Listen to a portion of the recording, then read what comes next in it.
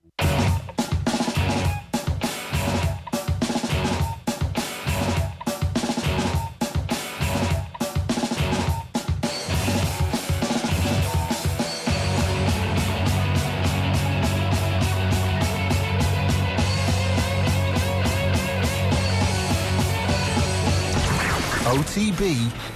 AM. With Gillette. Get into your flow with the new Gillette Labs Razor with exfoliating bar. All right, it's Monday morning. It's Wednesday morning at 7:30. Why are you laughing? What's that consistent with? Owen's here. How are you getting on? Nathan's here. Morning. Is it a morning? It is morning. It's a manky, dirty old day in central Dublin, and I don't know wherever you are in the world, Nathan, in your palace. It says it manky there too. Dublin as well. Manky, dirty old day in Augusta National as well, Ger. Hurricane weather. And what is that gonna? Absolutely miserable. Imagine flying yesterday. Dream of a lifetime to go to Augusta National. You finally get tickets to the practice round. Tiger Woods is turned up. You get to see him in all his glory. And then they take everybody off the course because there's lightning and there's a storm coming, and that's the end of that. And was it the end of it? Nothing. No, that was the end, I think, for the patrons, yeah. Right. And the weather forecast for today is not great either. Now, it'll all be fine by tomorrow for the first tee times, but it's probably going to change the way the course plays. There's been a lot of rain in Georgia, so bring it on. Tiger gets to rest the body for a little bit longer. I don't know if he particularly wants to. He wants to get out and play 9 holes today and walk the course and test himself a little bit. Like he says, his game is perfectly fine. He can swing the club as well as he could ever swing the club. His problem is walking, which is a bit of a concern. And Augusta National is quite the walk. Hilly, it turns out. Apparently you can't tell that from the TV. That's what they say. They changed the angles. Now you can. Oh, did they? Remember 3D TV?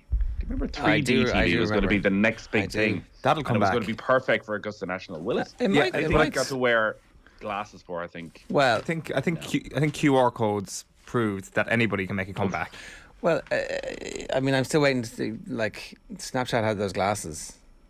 Oh yeah. And Facebook had glasses, didn't they? Google had glasses. Google Glass, yeah. Yeah. None of them made a comeback just yet. No, but what about the Ray-Bans that Kenny Cunningham modelled for us on our OTB gift guide before Christmas? Surely they're destined to make it. Were they digital? They were. Well, they would certainly had a camera installed in them. Yeah, no thanks.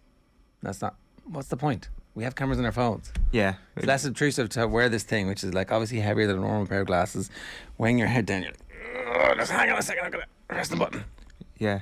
That's probably the next idea for them. Just get Tiger to wear a pair of those glasses and watch it through his view, his Augusta experience. It's not a bad idea. You could work a little GoPro on his head. You could work in TV. Hey. A call back to Owen's moment of breakout celebrity before he became a YouTuber in Japan. Yeah, those were the days. When did you have a GoPro on your head? Oh, you didn't know the joke? No. I didn't even know what you were talking about, to be quite honest with you. Oh, really? So I would say, Jared, the audience definitely doesn't know. Wow, I'm living in my own head at the moment. I did make a mistake, a significant boo-boo in my pre-show conversation with Owen. That's why he was pissing himself laughing when I got the day of the week wrong. And I was pointing out that since I had COVID, my brain has basically been fried. I'm blaming it. There are probably many other multiple factors that might have caused the slowdown in my cognitive abilities, but I would definitely say post-COVID I have not been the same. Yeah, in your own opinion. I mean, many people out there would say, well, it's the same old person. I wasn't asking you for your judgment on what I was just saying. I was hoping you were going to say, yeah, I feel the same since I got COVID, but actually, okay, fair enough. Owen had a joke about a GoPro and Big Sam and a pint of wine that went viral. It was his first brush with... Well done, Owen. Thanks he very much. should explain the joke now, because jokes 3 years after they're first made, I find that if you explain them in detail, they only get funnier. Who knew? Yeah, like the Daily Telegraph hidden operation. I made a joke that it was a GoPro on a head. Because it wasn't, because it was a hidden camera. Remember? That was so funny. Right, 7:34 this morning. We're going to restart the show. You're very welcome along. It's a horrible, dirty day in Dublin. Wherever you are, you're in the world, you're very welcome. Actually, tell us, if you are somewhere sunny watching us this morning, casting your YouTube to your telly, as a lot of you do, then please let us know. Or if it's even anywhere better than it is here, we'd also love to hear from you. Brighten our day. # OTB AM. Nathan Murphy's going to join us now. Keith Wood's going to join us in studio 8:10. Sports page with John Duggan at our Masters preview and this week's version of Virtual Insanity, which is a super long version of Virtual Insanity, is coming after that, and plenty more as well between now. And Ruesha Littlejohn is on Koi Gig this week. As I said, Virtual Insanity. Phil's going to join us 9:20 to talk some football, and Tommy Walsh at 9:30 looking back on the league final. Before we get into last night's football and before we get into the golf, we should talk about the fact that it looks like Meath are going to be the latest football team to send loads of players to the AFLW. And the Meath manager is not particularly happy about this, Owen. He thinks the game isn't really that good. Yeah, it's been printed on a couple of the back pages this morning. Let's just get the exact comments from you here. The Irish Daily Mail, for example, goes with the headline, Meath face losing star Wall to dreadful AFLW. This is not a surprise, really, that Vicky Wall is going to be travelling to Australia later this year. Obviously, just had this sensational breakout year last year for Meath as they won the All-Ireland. Almost certain, they say, to travel to Australia on an AFLW contract. You're also going to have her teammate Emma Duggan on target for an Australia move. And Eamon Murray has been speaking. He says, of course that's going to happen. I'd say we're losing Vicky now in September, and I don't know how many more we'll lose. I don't know why you'd want to play that sport, because it's dreadful stuff to watch. There's no skill at all. So Eamon Murray, probably the first dissenting voice when it comes to the migration of players, and plenty have made this move from Ireland to Australia for the off-season months, and attacking the sport itself as much as anything else. Because when you see those comments, it's like, oh, there's going to be a clash here where GAA managers aren't happy. But no, he's saying that the sport is just bad, and I don't know why you'd want to play it. I think it's pretty obvious why you'd want to play it. Because you live in a better climate and you get paid to do it. Well, exactly. But is it dreadful to watch? Like, I mean, each to their own, I guess. But I think Aussie Rules is a pretty good sport. Like, I mean, we quite often say, how can we make GAA better? Let's make it more like Aussie Rules. I don't think we should be going down the Aussie Rules direction. I find Aussie Rules kind of less interesting than Gaelic football. Significantly less interesting than Gaelic football. I wouldn't say significantly. I would obviously find it less interesting, but I still think it's very, very watchable.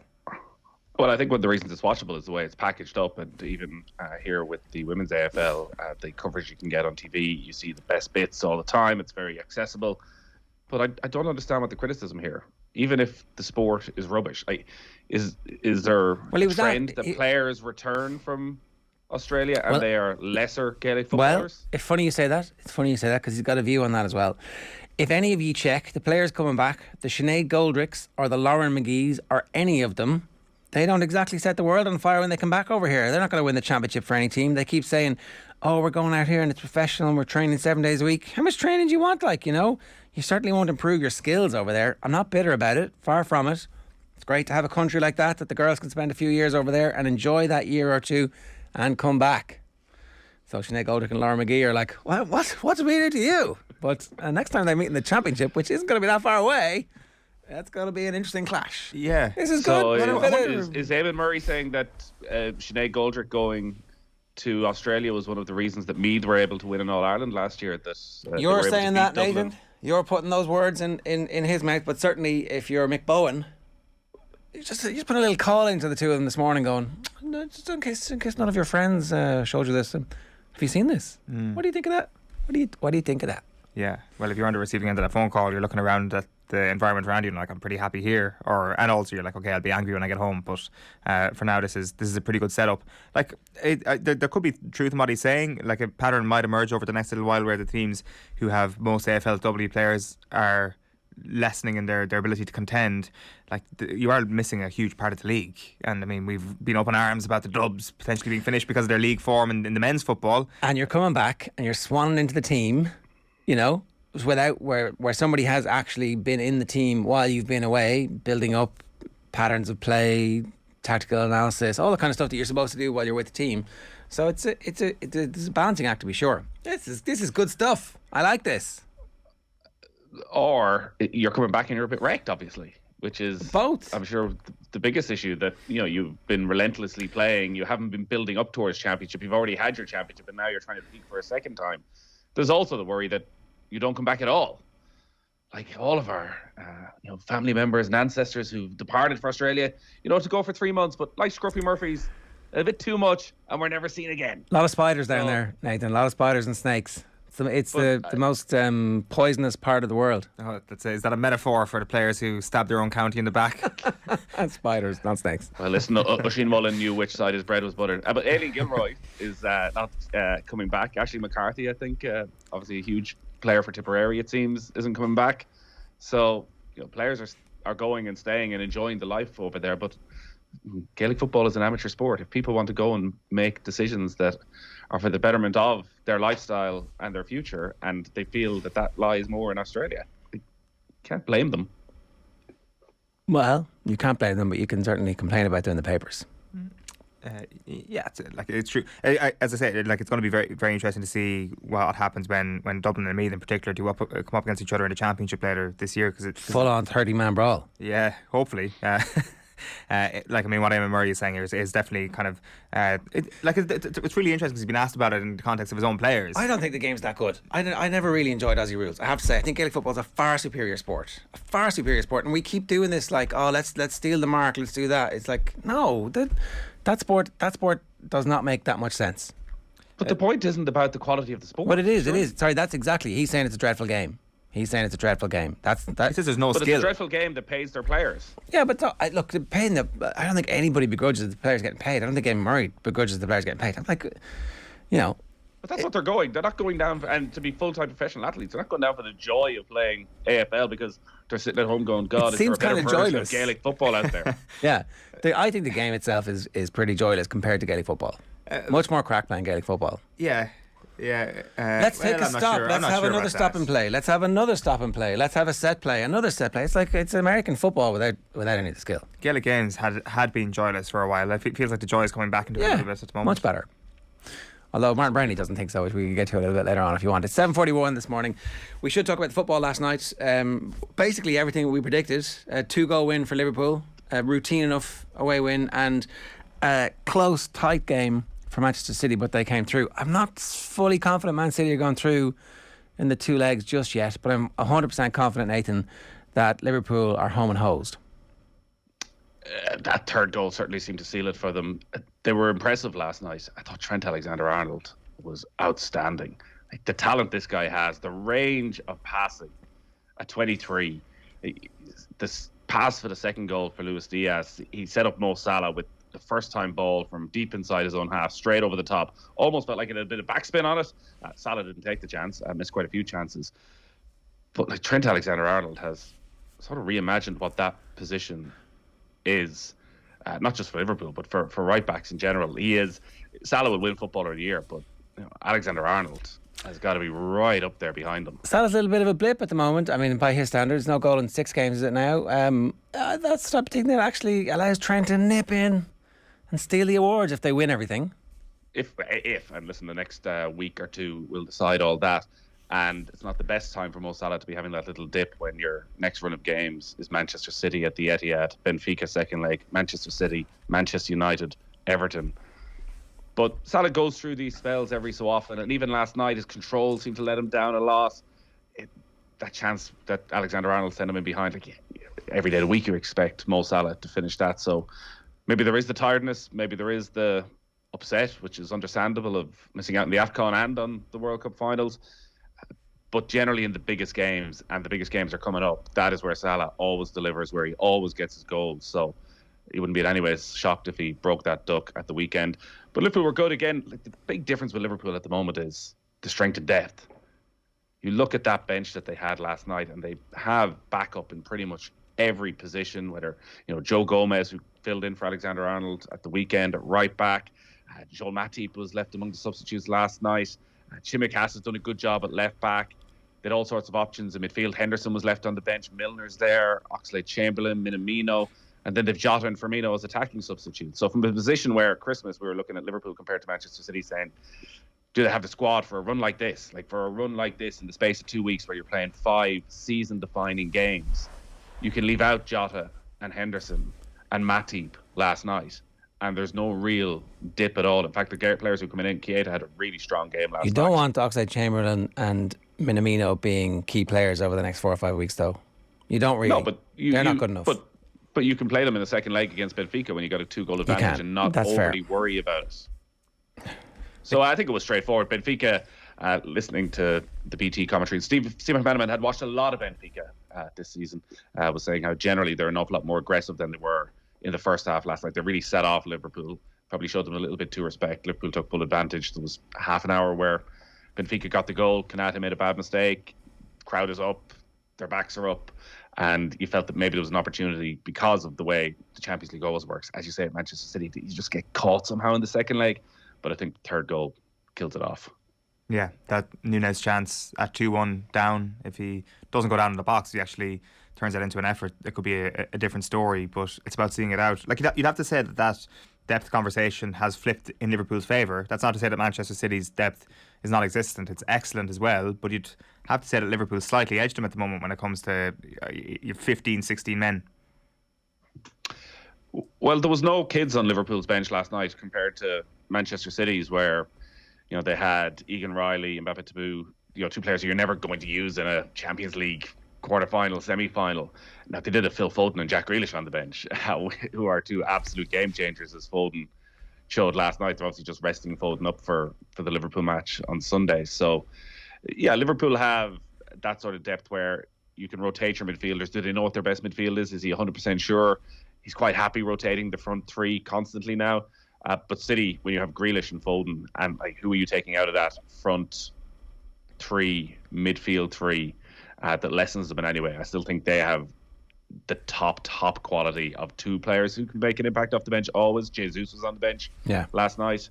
Maybe Ruben Diaz somehow squeezes back for the weekend, which would be huge for them, even though Laporte has arguably been their best centre-half this season. But it was the one thing I thought coming off last night watching City was, this just looking at everything that's happened to them over the recent seasons in the Champions League, going to Madrid for the second leg, you just get stung. Somehow you get stung last couple of minutes, and then all the questions come up again. Yeah, I'm not convinced that they're home and hosed at all. I think that's very much on a knife edge at this stage, and I thought that Atletico played really well compared to some of the stuff that we would have expected from them 8-9 weeks ago. Before the Man United games, they weren't in a great run of form, and that seems to have been some kind of a turning point for them. It was this sort of grim art form, wasn't it, the first half, where literally nothing happened. Atletico with their two banks of five. I was watching the BT commentary, and they're like 10 minutes in, this has been an excellent start from Man City. I'm like, no, it hasn't. This is exactly what happened. This is, you feel like you're in the game. You're not in the game.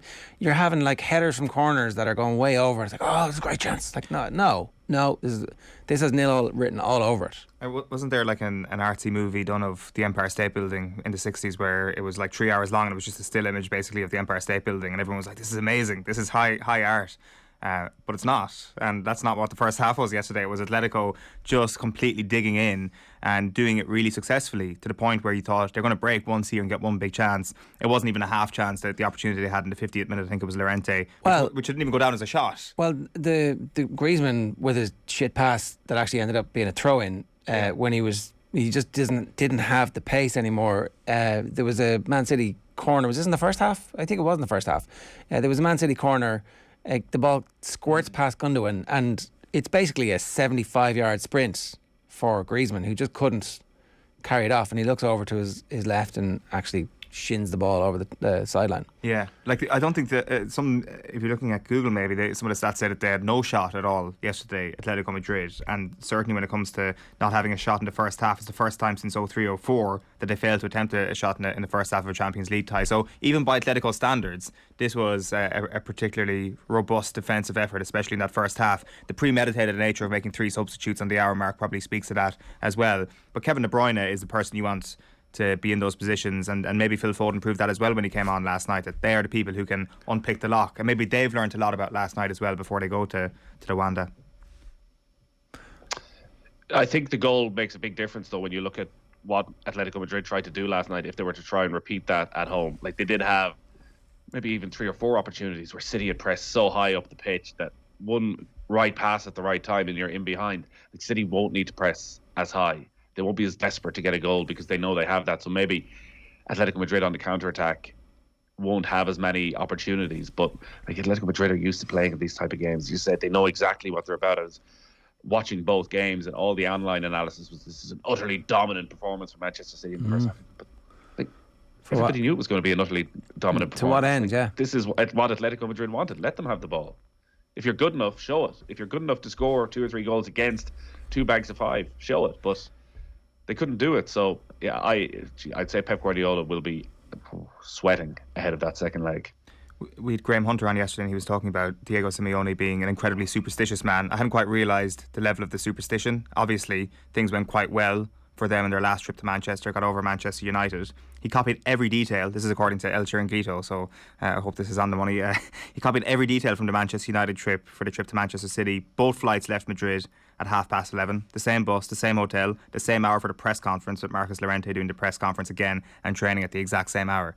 So that's the level of regimen that we've got from Simeone. And there's definitely going to be a bit of a twist in the second leg. It's just an early goal for Manchester City. It's going to be the thing that may score for them. He has spies as well in the Manchester City camp, which allowed him to wear exactly the same clothes as Pep Guardiola last night. Same shoes, same trousers, same coat. Like it is the exact same coat. Yeah. And I mean, they're very rich men who both have like sponsorship deals with designers. And they end up wearing the same. That's very embarrassing. Yeah, and apparently Martin Keown was wearing a similar jacket as well. Was he? It came up in commentary. Are these the coat is the new version of the pundit shoes? Yes, the pundit shoes. Of course, the Sunday game had taken the pundit shoes to a very kind of uniform level, hadn't it? Whether they're all wearing the same. Yeah, well, they're all Benetti or whoever. Every English football pundit. The white sole. Today, our Sky, the white sole shoes. Yeah, sorry. Yeah, that's a bit different to the Sunday game one, which is kind of more of the suede shoe, the brown suede shoe. That's different. That's how you know your sports from one another. 750. He'd be a good man now for an Benetti ambassador, wouldn't he? Who? Pep? He'd be all over that. Martin Keown. No, you. Oh, sorry. Get the Benetti. Yeah, ambassador. 100%. Hit me up, Benetti. Maybe they could get you in Clobber. That would get you into Berghain. 7:52 this morning here on OTB AM. OTB AM brought to you live each morning by Gillette Labs for an effortless finish to your day. It's competition time. Dublin street artist Aches has teamed up with EA Sports FIFA to design an exclusive Dublin City kit for FIFA 2022. The kit, with features bright visuals, graffiti-style effects and his individual tag, will be available in FIFA Ultimate Team from April the 4th. To celebrate its release, we want to give one lucky fan a limited edition Aches City Kit jersey designed by Aches, along with a copy of FIFA 2022. All you have to do is go to the Off the Ball TikTok, comment on any recent video with you need the code word Pirlo so that we can search for it. Pirlo. He was a footballer, ask your dad. Make sure you follow us too so we can message you if you're the lucky winner of that brilliant FIFA 2022 prize. Otherwise, we can't tell you that you've won if you don't follow us, so make sure you follow us. That's kind of the whole point of the competition. 7:53 this morning, and we should talk about the golf, Nathan. You haven't been to the Masters, have you? No. Someday. Like everybody else who's never been to the Masters. And the more previews you listen to, the more envious you become of those who have been. Malachy Clerkin was on Golf Weekly last week talking about his trips in, I think it was 2009 and 2010. And the incredible thing about the Masters is it looks sensational on TV. It looks like this special place where it's just so pristine. And then everyone who's ever been says, it's actually better in person. It is better. It's Disneyland. Except not as many people get to go. Well, yeah. Well, like, I mean, do you subscribe to the sort of murky legends that surround Augusta National, like spray painting the grass to give it that extra tint on TV? Well, what's wrong with that? I'm just wondering. Just wondering if you kind of accept that every as part GA of the deal. groundsman in the country is like, shut up, Owen. I was going to say, every greenkeeper in the country, like, what do you think we do with all the divots? Anytime our course is going to be on TV, we spray paint them green. Listen, there's a lot of murky stuff in the history of Augusta National, but when it comes to 24 hours away from the opening tee time, it is one of the best days of the year, the opening day of the Masters. And the scenes over the last couple of days have just been insane around Tiger Woods. Like, this has not been a Masters so far. It has been the Tiger Woods show. And that line that is rolled out again and again about, Tiger doesn't move the needle. Tiger is the needle. It has never been more in evidence than this week. You look online. We were doing our Golf Weekly preview yesterday, and it was up on Monday night, trying to do various bits of research and watch press conferences. You go on any of the American golf websites, all you can find is wall-to-wall Tiger Woods. Every minute of his day tracked. Every bit of history, every great victory is there, and nobody else matters, which may work perfectly into their hands. Scotty Scheffler is the world number one, guys. He's the world number one going into this tournament. Like, nobody bothers me this week. Nobody gives a damn about me this week because I'm not Tiger Woods. I did see some Rory press conferences and some Rory stuff. Is that just that we're getting it in the Irish media because there's more interest in it, or is he still, adjacent to abutting the needle? Oh, I think he's a distant number 2 to Tiger. There's always going to be an interest in Rory because our entire conversation around Rory McIlroy changes dramatically if he was to turn up this week and win, because he has won the career Grand Slam. Something no European has ever done. Everything that's gone on over the last 8 years and his struggles in majors and the question marks that have been there are instantly forgotten if he turns up at Augusta this week and wins the tournament and wins that career Grand Slam and a 5th major title. Now, he's probably never come into a major in worse form, in a more low-key manner. Like, nothing has really happened from this year. He's driving the ball quite well, but his approach play has been atrocious. And last week he missed a cut in Texas, and there's any amount of footage of McIlroy, middle of the fairway, 140, 150 yards away from the green, and his next shot is in a part of the course that wasn't even on screen when you were looking down at the shot. So that's been his biggest issue. Around the greens, his chipping is really good. Putting isn't that big an issue around Augusta because it's all about experience. It's a difficult place to putt for anybody. McIlroy's not the greatest putter in the world, but he has so much experience. Like, this is his 14th time playing at the Masters. Sergio won it on his 19th appearance, but it's very rare for somebody to play this often at the Masters and get your first victory. So a lot of the stats go against Rory. I think if he wasn't in such poor form, if he's shown anything over the last 4 or 5 weeks, when you look at that weather forecast, the amount of rain that's been due to fall, ordinarily we would say this is prime Rory McIlroy conditions. So maybe with Tiger taking all the headlines, maybe with Rory not having to do 50 interviews talking about the career Grand Slam, maybe, just maybe, he can rock up this week and he can get his approach play in order and he can putt well and he can pull off what it feels like would be a bit of a shock at this stage. Yeah, it'd be but huge. I don't see it. It'd be a huge shock, really. Like, we're not at the level here where we're talking about him as a contender, like, genuinely, where we think that's going to happen. It's more you would be hopeful for him that something good can happen, but there's no evidence. But he has the talent. He has the talent, and he knows how to play this course. Like, he has shot very low numbers around this course all the time, so that isn't an issue. We still don't know what would happen, if he was in contention in the back 9 on a Sunday, because he just hasn't been there since, he found that house off the 10th back in 2011. Like, he hasn't been in contention on the back 9. He played in the final pairing with Patrick Reed, was it back in 2018? And he was sort of gone within, even a couple of holes mentally, I think he was gone, but he was gone out of contention by the time they hit the back 9. So you'd love him to be there. It is electrifying when McIlroy's in contention, because if he gets in contention, he is playing well. He is back to his very best. But it's hard to make a case based on what we've seen from him so far this year. What is the prospect of Tiger doing anything? Like, is Tiger making the cut a huge, like, that would be the story, really, if Tiger can make the cut? Or, I mean, he says he's there to win, and that's the back page headline, and he can't say anything else because that's the whole point of his incredibly aggressive, competitive nature. But there's no way he can come back from not having played any golf, is there? No.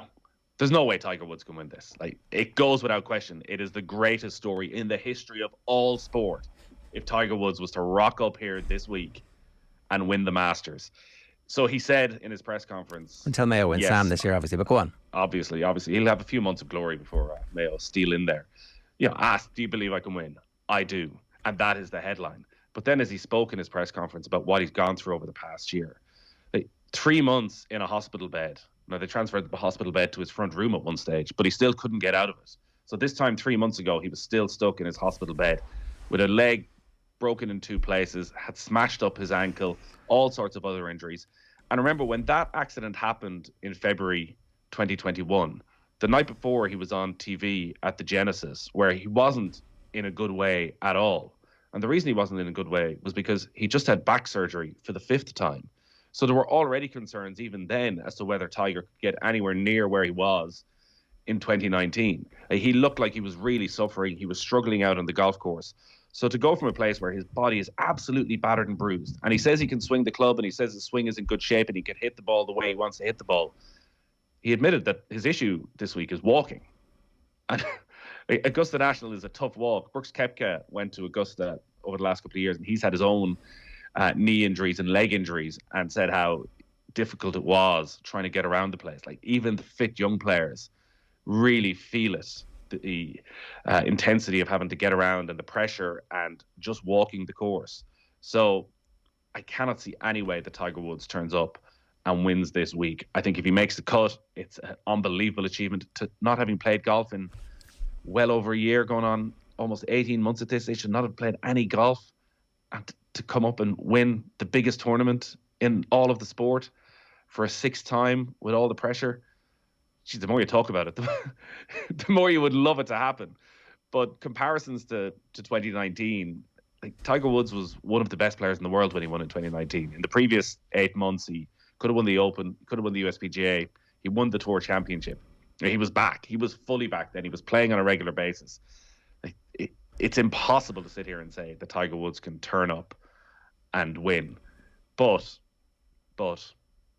he knows the course inside out. Yeah, if he makes the cut, though, we'll be excited. He can manage his way around. And maybe he can just hang around. Like, that will be his aim, is hang around. And see what happens. Maybe you somehow make the cut. Maybe you go into a Sunday 3-4 shots behind. The momentum that builds behind them suddenly becomes too much for the other contenders, as it did in 2019, as they one after one went into the water on 12. Yeah. Maybe that allows them in. But I think if Tiger comes and shoots even 74, 74, and he makes a cut or misses cut by a couple of shots, it's still huge for him to get here. And the one thing I would say is, like, Tiger has been humiliated on the golf course many times over the past decade. He shot an 85 at Memorial. He shot an 82 at Phoenix in 2015 when he was struggling with injury. Remember, he could barely bend over to pick up his tee. Week after week, you see him in the parking lot after a first round having to pull out of the tournament. So he's never had an issue of, oh, well, I have to turn up here and be able to win. He wants to get out and compete. He wants to be playing tournament golf. So there's every possibility that happens, that he turns up and it's too soon. Shoots 79, 80. It is too soon. He ends up pulling out of the first round. And it's not going to tarnish his legacy in any way. No, I don't. I think he did other stuff and he got away with it, so it's fine. His legacy is probably secure at this point. Playing golf while injured is not going to in any way be something that anybody has as a negative towards him.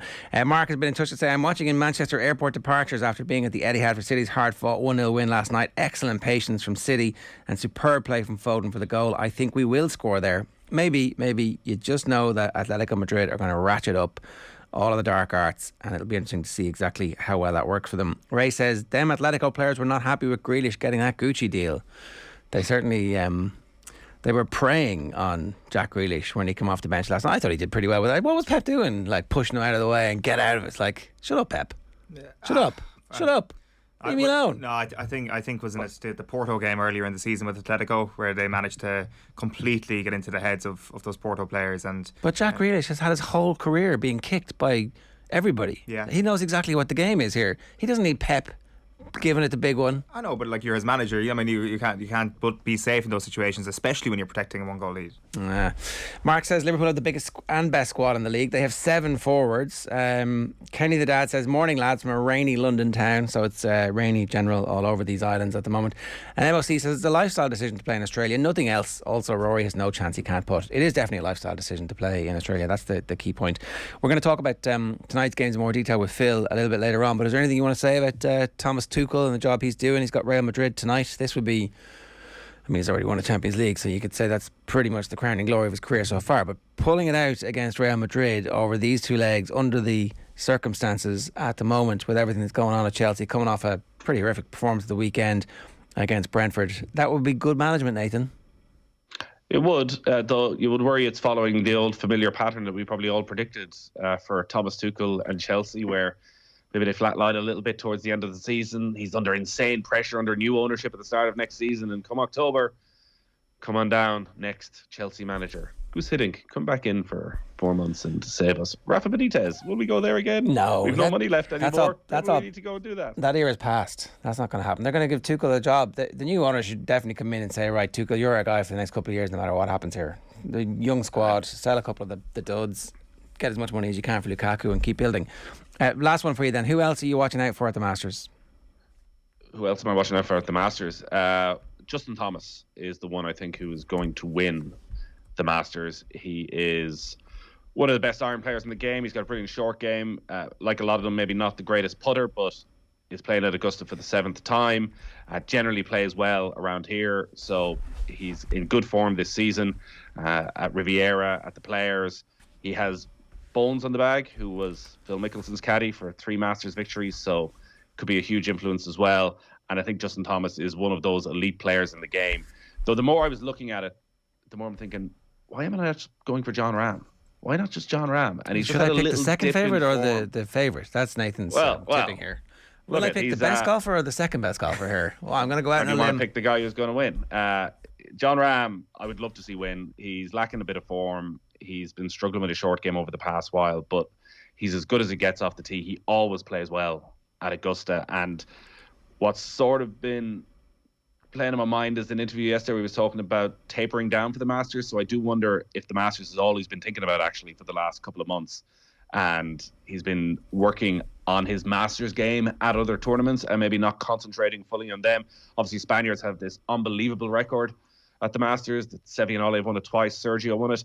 Not getting any help from Tiger Woods, though. Poor old John Ram. I don't know if you saw this during his press conference. It was kind of hard to make out whether or not he was joking or whether he was deadly serious. So he was asked about Tiger being back and if he ever, got to pick Tiger's brains and get a little bit of information. And he said, oh, well, I think there's only one man you can ask about that. Justin Thomas is, Tiger's best buddy, and he's the only one who ever gets anything good out of Tiger. Oh, I remember playing around with him and asking him about a certain type of green. He's like, oh, you just gotta go with the flow. He's like, oh, thanks for that, Tiger. And then I played with him another time down in the Bahamas, and I was asking him about sort of his chipping technique and playing at a certain bent grass greens. And Tiger just said, oh, you got to be shallow, John. I was like, oh, thanks, Tiger. And then I look around and he's given Justin Thomas a full dissertation on how you do this thing. But it was definitely said with a tone of, why is he the golden boy and I'm not the golden boy? So maybe there's a bit of beef there. You would love to see some John Ram. My other one's Jordan Spieth. Come on. Jordan Spieth. He played unbelievably well on Sunday. This is a good time to bring this comment in. No, come on, lads. No golf coverage, please. They have a podcast devoted to this nonsense. Keep it there with the rest of the degenerates. We didn't make that up. That's a real comment. And as soon as you mentioned Jordan Spieth, I think, boom, that's the precise moment to cut him off. I got a lot of... Kill his line, kill his mic. Got a lot of Golf Weekly love from one particular Roscommon fan after the game on Sunday, Nathan. So big ups to you and congratulations to you, the cross one county subscriber divide. Anyway. Yeah, there's one. I'll give you my 2 outsiders then. Joaquin Neiman. We didn't ask you for them. Go on, quick. All right. Well, you were giving out that I'm pulling your mic, literally. We're supposed to be finished about 3 minutes ago. You listen. You giving out. I was only talking about the top 2. I like Joaquin Neiman and I like Adam Scott. All right, Joaquin Neiman, Adam Scott, and the rest of his bets all available for you if you subscribe to Golf Weekly. Patreon.com/Golf Weekly, OTBSports.com/Golf Weekly. You'll get it there. And if you just follow Nathan on social media, that's all he ever talks about. Nathan, good stuff. Enjoy the Masters. Thanks, lads. The Koi Gig Pod on OTB Sports is in association with Cadbury FC, official snack partner to the women's national team. The business end of the season is fast approaching in the WSL with only a month of fixtures remaining. On this week's Koi Gig Pod, Karen Duggan broke down why she thinks Chelsea will come out on top, but Ruth Fahey isn't so sure. During the break, you're going to hear a taste of this week's episode. Keith Wood is with us in studio next. OTB AM.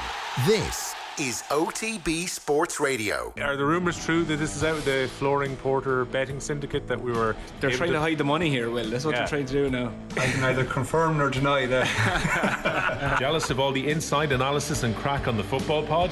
Well, we've got you covered with the Hurling Pod. Join myself, Will O'Callaghan, along with James Skehill and Paul Murphy for the best insight this hurling season. Waterford will go to this going, this is a great chance for silverware, we're here to win it. I think we'll see a savage Waterford team coming out, and I don't have the same questions about Waterford as I would with Cork in terms of will they turn up. Subscribe to the Hurling Pod feed on the OTB Sports app now.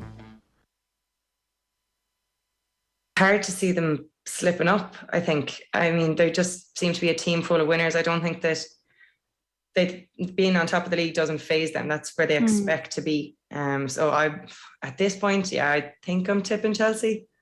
Are you tipping Chelsea? Yeah, I think so. It's just even looking, just to skip ahead and look at their games.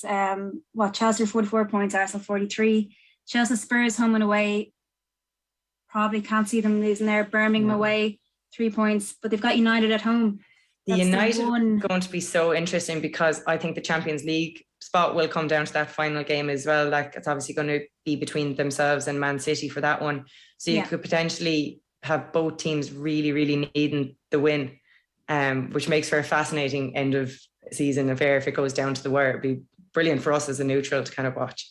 Yeah, 100%. And it's only because of that game that I'm not going to hang my hat on Chelsea. I see Arsenal getting all maximum points with Everton, Villa, West Ham and Spurs, but it's that United final game for Chelsea. I could see a slip up there. Marginal gains? XG?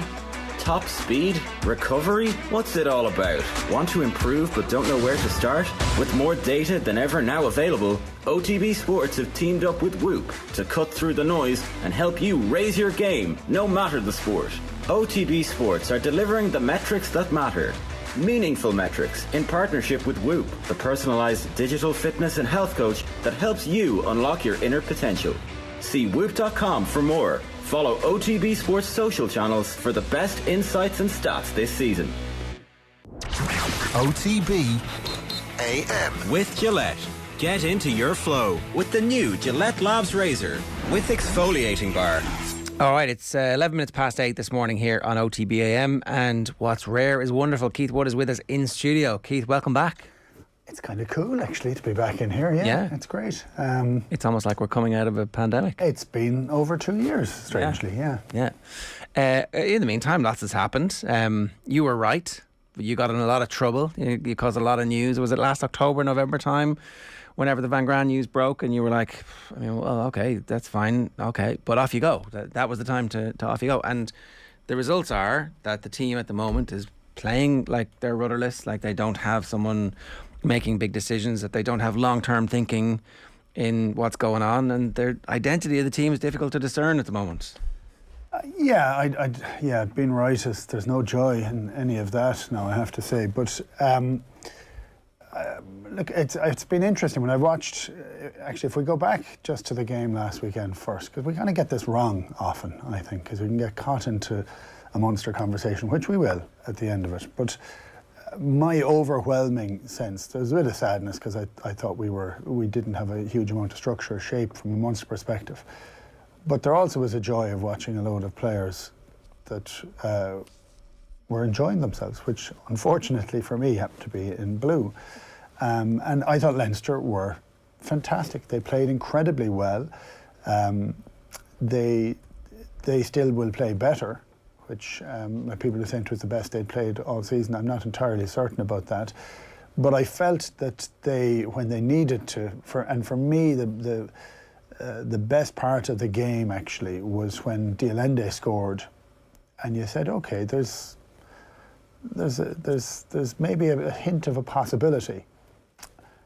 And Leinster ramped up the game for about 7 or 8 minutes, and that 7 or 8 minutes was just it was superlative stuff. But it was at the pace and the speed and the accuracy that just you said, okay, that's the end of that little false dream that you had there, that would change. So, look, I did think Leinster, and when I look at Leinster, I would tip them for both the competitions that they're in, because I think they have that capacity to do it. I think they have a seamless nature to the play. The games they've lost is when they've made huge numbers of changes. And then they've been put under pressure. Maybe you've taken a couple of things for granted. But when they make 3 or 4 changes and the core of the team, and it doesn't matter which core of the team it is, they tend to play incredibly well. So when you looked at that team and you looked at who was sitting on the bench afterwards and you said, what's going to happen in the second half? It didn't look like anything else other than Leinster were going to go away from Munster in the second half. So I do think you have to put that in, not as a caveat, but as a statement of fact that they're in a very good shape. So if we go to Munster then, unfortunately the comparisons just make for a very uncomfortable view, and Munster are forever, I think, held up in that mirror compared to Leinster, and Leinster who are in their pomp. So, and things are not great in Munster, so things don't look great then when you do the straight comparison. And the amount of losses that Munster have had to Leinster, the amount of wins Leinster have had over Munster, whichever way you want to put it, means that it's incredibly uncomfortable viewing.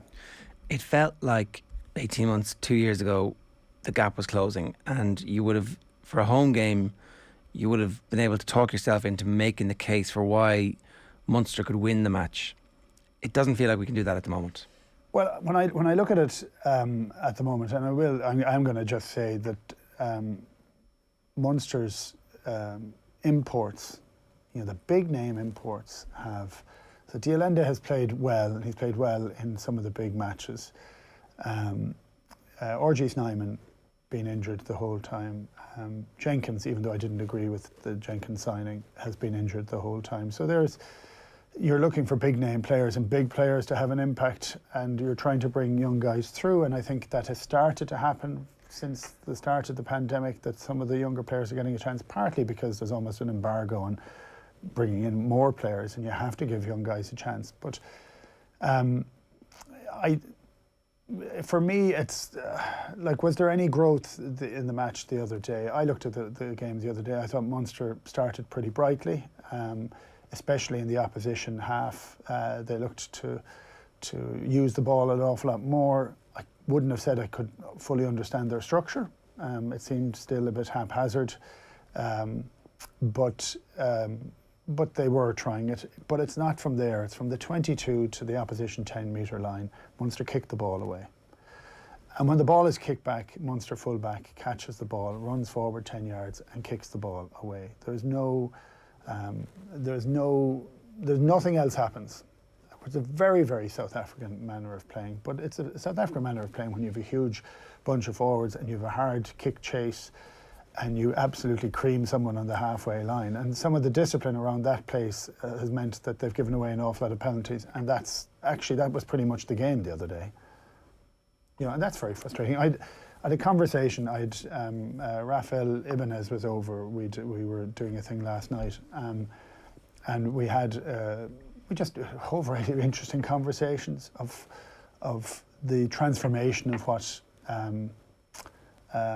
what France went through over the last number of years, and it was really interesting. It's not quite what you would have thought in certain cases, but just on that example of kicking the ball to a full back, and so you're talking another hooker, same as myself, another has-been hooker, same as myself, and he's general manager of the French team, and he said, yeah, but you kick the ball to the winger, and then somebody has to link with the winger. That's the first thing that was thought. You have to always pass it to somebody and then support them, because if you are concentrating on catching the ball in the air, you don't have an appreciation of what else is happening in front of you. You can't, because you have to have your eye on the ball. So you have to have wingers coming back in around, taking the ball, and then you can see it. Then you have people who are looking elsewhere, and but that doesn't seem to be within it. Now, that's only one thing, but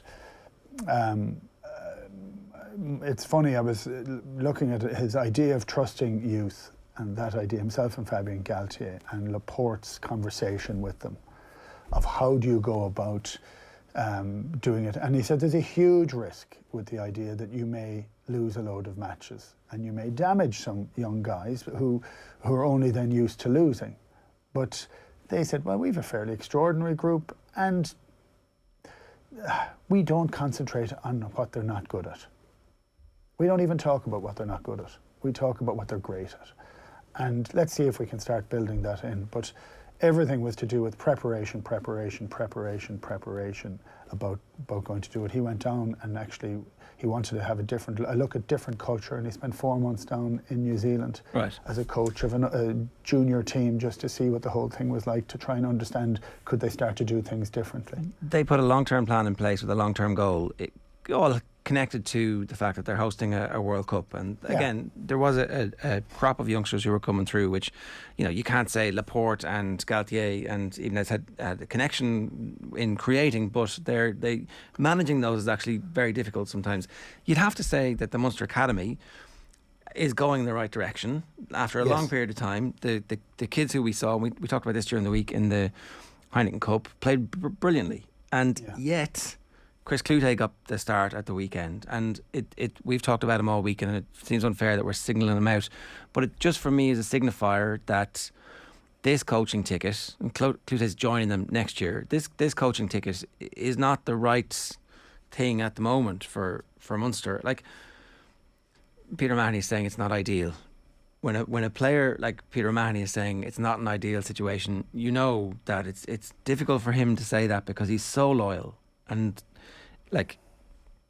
I feel like they've wasted the last 4 or 5 years of his career chasing this South African dream, which has not led to a new Munster identity, a modern Munster identity.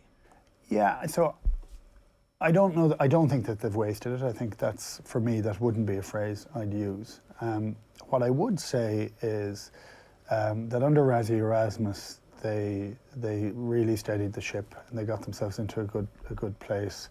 I remember having conversations with Johan at the start, and he had a very good plan for it, and he of what he would expect the team to look like and how it would go. And for me, there's a couple of issues with it. Is that I think if you're talking about Munster properly, you need Munster to be the vast majority to have come through Munster. So I think some of this maybe of that Van Graan isn't that type of coach, and he wants to play in a particular type of way. Now, I've never a huge fan of any coach that says this is the style and this is the way you have to play, because I think you need to use the players that you have at your disposal and get the most out of them. But I would look at like a lot of professional rugby everywhere is, whatever it is now, 27 or 8 years in, is still trying to find its feet, still trying to understand what it is and where it is. Munster success, and everybody hates when you hear about the Munster success back in the 2000s, but that was actually built on a very good link of local senior rugby teams in Cork and Limerick. That's what it was built on. A lot of players that had come through the amateur and had passed on their culture to the players that were in there. It was a lot of that stemmed from that, and then stemmed from some of the players that came in from overseas. John Langford, who I mention all the time as having one of the biggest influences on what culture was in that team. He was extraordinary. He was world class in attitude. He wasn't a world class player. He was a fantastic line-out operator, but his attitude was incredible. He had a huge impact on other people. But like, it almost looks like a time, and I've said this for a number of years actually, but that you need to almost have a summit for all the stakeholders in Munster, which is the schools and the clubs and the senior clubs and the professional game, to try and figure out, is there a Munster solution for this Munster problem? Because it can't just be that everything is stacked in Leinster's favour, and it can't just be that it's kind of almost biased in favour of Leinster. Leinster has a bigger population. It has a lot of private schools which have a lot of private coaching, so players get really, really well coached. And I've watched a lot of schools rugby over the last number of years, and up until about 15 or 16, they're incredibly similar, Munster and Leinster. In that next step afterwards, there's a very significant jump. But that's the nature of it. So we don't have that full structure in Munster, but it's trying to get all the stakeholders together. So if we were only talking about there being a bit of a problem with Munster at the head coach level, or but there's arguments going on for referees and a whole variety of different things that have been going on for the last while. So like, it needs to say, can you actually, I'm not saying break the whole thing up, but can you have a little look and say, can we work together in a straight line for this? So there's difficulty for players moving from club to club or moving from school to school. I mean, it's as if let's try and make this quite awkward. So I would say, in terms of preparation, which was the point that I had with Rafael Ibanez, the preparation was like, what can we do now? Like, there's a huge rush now, colossal rush. We need a new coach. Let's get a new coach. Let's get him in as quickly as we possibly can. I don't know what that clamour is for, because actually what we need to do is have a coaching ticket that has a coaching mindset to improve all the young kids that are coming through the system. And that's, so I would actually take my foot off the pedal for that. And it could well be, and I think Graham Rowntree has to be part of that, and he could well become that guy. But because of the manner in which Van Graan had agreed to a contract and then took a new opportunity to get out of it, it took a 6-month clause, which I still think is a ludicrous clause to have in your contract. But because of that, we're floundering for a new coach, and it's a dreadful time to get a new coach. So I would say just slow it down, because this has to be the absolutely right appointment, whatever that is. And no, like we're all, like I'm used to play, but I haven't played for a long time. I couldn't tell you whether these coaches are good coaches or not, you know. So, but the next coach for Munster and the next coaching ticket for Munster has to be something that maximises the quality of some of the young kids coming through, and then really supports that. I mean, I talked to Ian Costello. So Ian Costello has taken over the academy. He's got a decent plan in place for the pathway. That's what needs to be invested in. I mean, that's the future. So we can talk about all the issues of the past, and we can talk about all of those things. But actually, if you're looking at Munster rugby, you want to tidy it up with a structure. It doesn't mean you win, actually, but it means. But I think it's something you can stand for and something you can stand behind. That's really interesting, that the pathway that's happening at the moment. It is very different to the one that produced the team of the 2000s. And I hate to go back to that Wasps game because it's only one game, but if you look at the makeup of the squad that day, I think Daniel O'Keke was the only Limerick-based player, or the player who came through the Limerick system, and that's been used as a stick to beat Munster with. That, you know, hurling has won the battle in Limerick. Whereas you look at someone like Patrick Campbell, who played that day, who was an underage GAA star with Cork. Yeah. Munster have arguably won the battle in terms of winning somebody like him away from GAA. So good things are happening, as well as the geographical shift that appears to be happening as well. Well, I would think so, and I have to say, since Ian Costello has come back from Wasps, and now there's been a kind of view that Ian Costello maybe should be in the coaching ticket. I would say resist that with everything you have, because he has the opportunity to build the next generation, maybe the next 2 generations of players coming through, and I think that is the most important piece, and it has been for a while, and it's the support that he needs, I suppose, in terms of financial, to make certain that they can build that out properly, because Leinster have done elements of that, but Leinster also have an incredible funnel of players coming through that are almost professional from schools, and I'm not complaining about that. I think it's a fine system. Well, you could ape Leinster. it a little bit. Instead of spending money on big name imports, if you were to invest that money in the coaching at that level, the 16-year-olds for the schools, except paid for by the Munster branch, that might be a way to short circuit that. I just want to go back to one thing that we brought it up on Monday, and Cian brought it up yesterday in the show. Munster wanted Van Graan to stay. He rejected them. So Munster wanted what they've got at the moment. They wanted more of this. The Munster hierarchy decided that they saw what Van Graan was doing, and they were like, yeah, that's exactly what we want. That's a problem. Well, I actually do think that is a problem, but equally well for me, and it's not, I know Johan, so this sounds it's not personal, and I don't, of course it's personal because he's going to say you're criticising, but it's not, that's the way he coaches. So I think we know that. So then it becomes that you have to say, well, why is that decision being made further up? I looked at a comment that Victor Matfield said that Johan had complained to him. I don't know, it's kind of hearsay after hearsay kind of in a way, but that Johan had said that all the best players go to Leinster. And it's very hard to try and do this without being almost xenophobic, but the idea of having most of the players coming from Munster, I think, means you have a closer link to all the Munster fans. And I think Munster fans will be far more forgiving for young guys coming through the system and not being perfect at start, you know. And I think that there's an element of that needs to kind of happen. And that it can't just be the fact that we can take players that aren't that are rejects from Leinster, or that people who want to get another chance. I've no issue with those players playing, but I think our core should be driving it from Munster. And if I go back to that reflection again back in the 2000s, that Munster team had world-class players, but a chunk of them were Irish and a chunk of them were Munster. I think that's actually where it sits. Now it takes a period of time to go and do that, and are people willing, as supporters, willing to take the view that actually this may take another year or 2 years to try and get a chunk of these guys through, and we could go through some really, really tough times, but we can see a discernible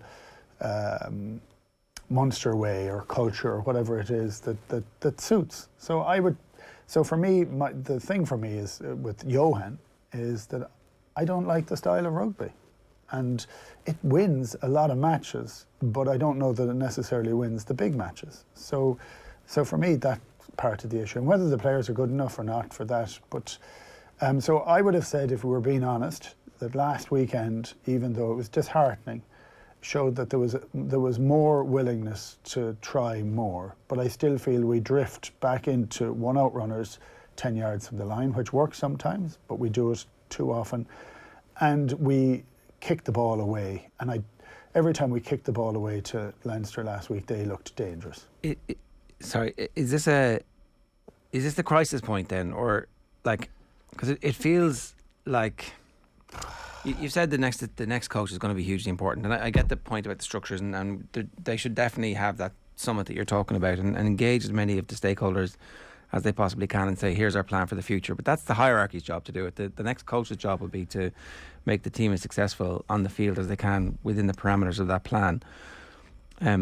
You're saying cool the jets a bit on the coaching decision to the point where you can get more available coaches at the end of the year. Is that what you're thinking? Do you know what? I don't know, but coaches often crop up at different times, right? So if there's none at the moment, I'm not saying we don't have to go on an interim solution or anything like that, and people say, God, that's not right. Well, if you just need to make, like, it's David Nucifora and the Munster board have to get their head around who is the person that they can get.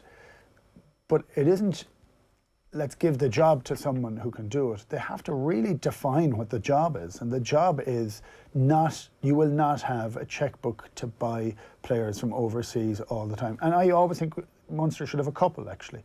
And I've always said it, I'd like them to be retired from international rugby so you can get the best out of them when the Irish guys are away at camp or whatever it is, or on those weeks that are a bit different, you can have that influence around. I think that's something that you're looking to try and do. But I think the coach has to know that there are limitations within the Irish system. There are structures that are used, which Leinster manage incredibly well.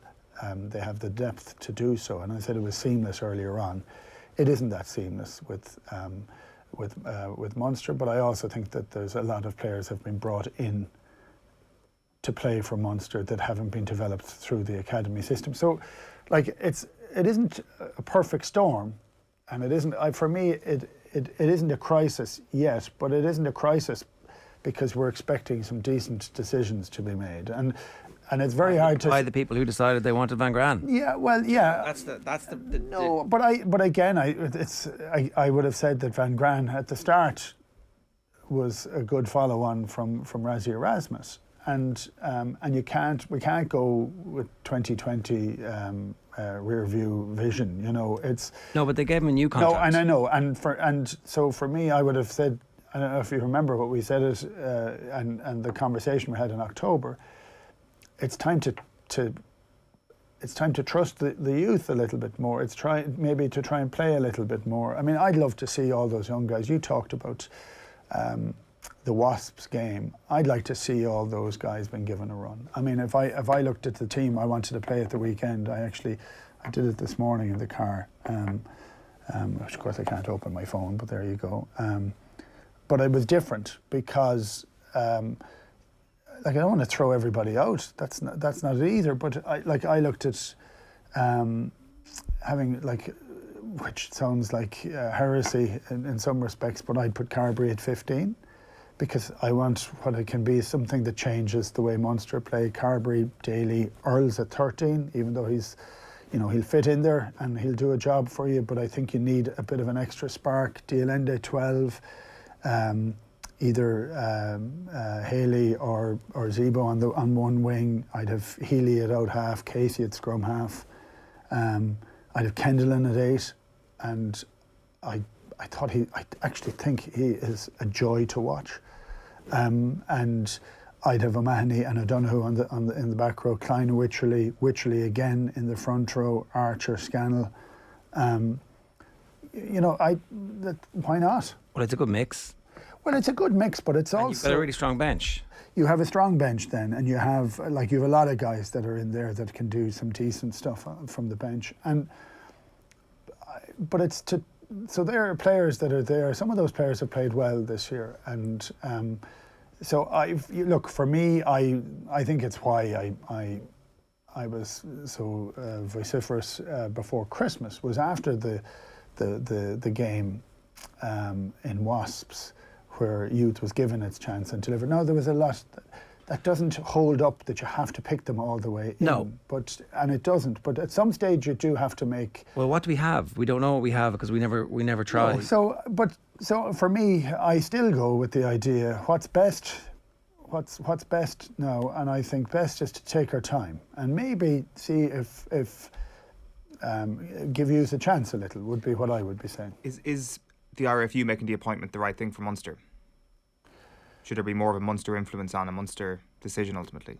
Again, when I talk about a summit, it's to try and say, right, can we have not transparency, but can we have a conversation where we can understand where a lot of the different needs are within the game in Munster, within the structure in Munster, within how it's done and how it's dealt with.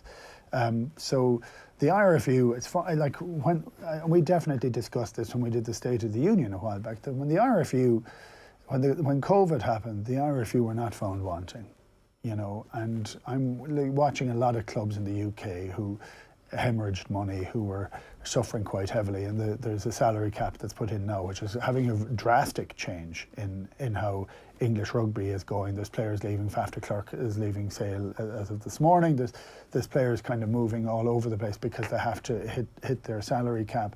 There was the RFU put a support structure in to make certain that clubs would survive, and so for that, I don't think you give money unconditionally. I think it's fair and right that they have a proper input within it because it's funded mostly, and like rugby survives on international monies. There's other monies that are brought into it, but rugby survives. Like all the clubs in the UK lose money.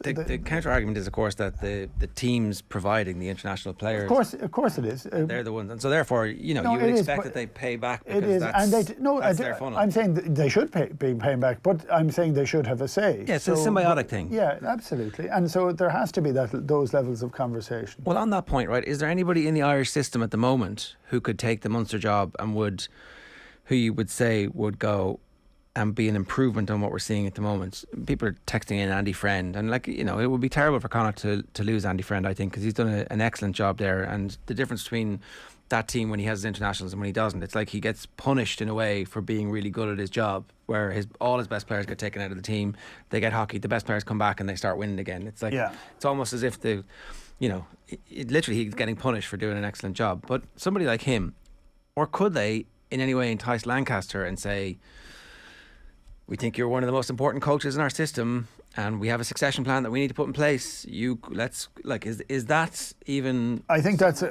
incredibly uncomfortable for everybody, and I do think that Lancaster, actually, if I look at Leinster's system, forget about all the schools and all that. They had their outgoing CEO has been involved for a long time and has. I think has played the good corporate game that was required to be able to do all that, and has done a very good job. I think in Guy Easterby you've again a very strong rugby capability, and has been in and around for a lot. They mop up as many backroom guys as they can. Lancaster has been an incredibly astute selection as a coach. He doesn't want to be front and centre. He got burned in England, in the manner of being the top guy, and it just didn't, whether it didn't suit him or didn't wear with him. He looks and seems incredibly happy with what he's doing. But then Contepone comes up, so there's a huge amount of serious coaches. I think Leo Cullen doesn't ever get the credit that he deserves as an incredibly calm and steadying force as captain, and then to whatever his title is. No, it's a truly great Irish rugby career that Leo Cullen's put together. It's an ideal route for that, and it fits the bill for it. So, but I would be, actually, to the point you asked, are there people there that could help within it? The requirement is, if we put the rivalry aside and we start thinking Ireland and Ireland only, it does require stronger teams just than Leinster. You need that. So what are you saying about Lancaster? If you owned, say you were the owner of Munster and there was a coach there with one of your main who hasn't got the main gig, would you be like, I'm just going to offer him the main gig and see what happens? Yeah, so that's an interesting one. I think he's been, but so what I would always say, so I'm not answering it, right? What I would always say is...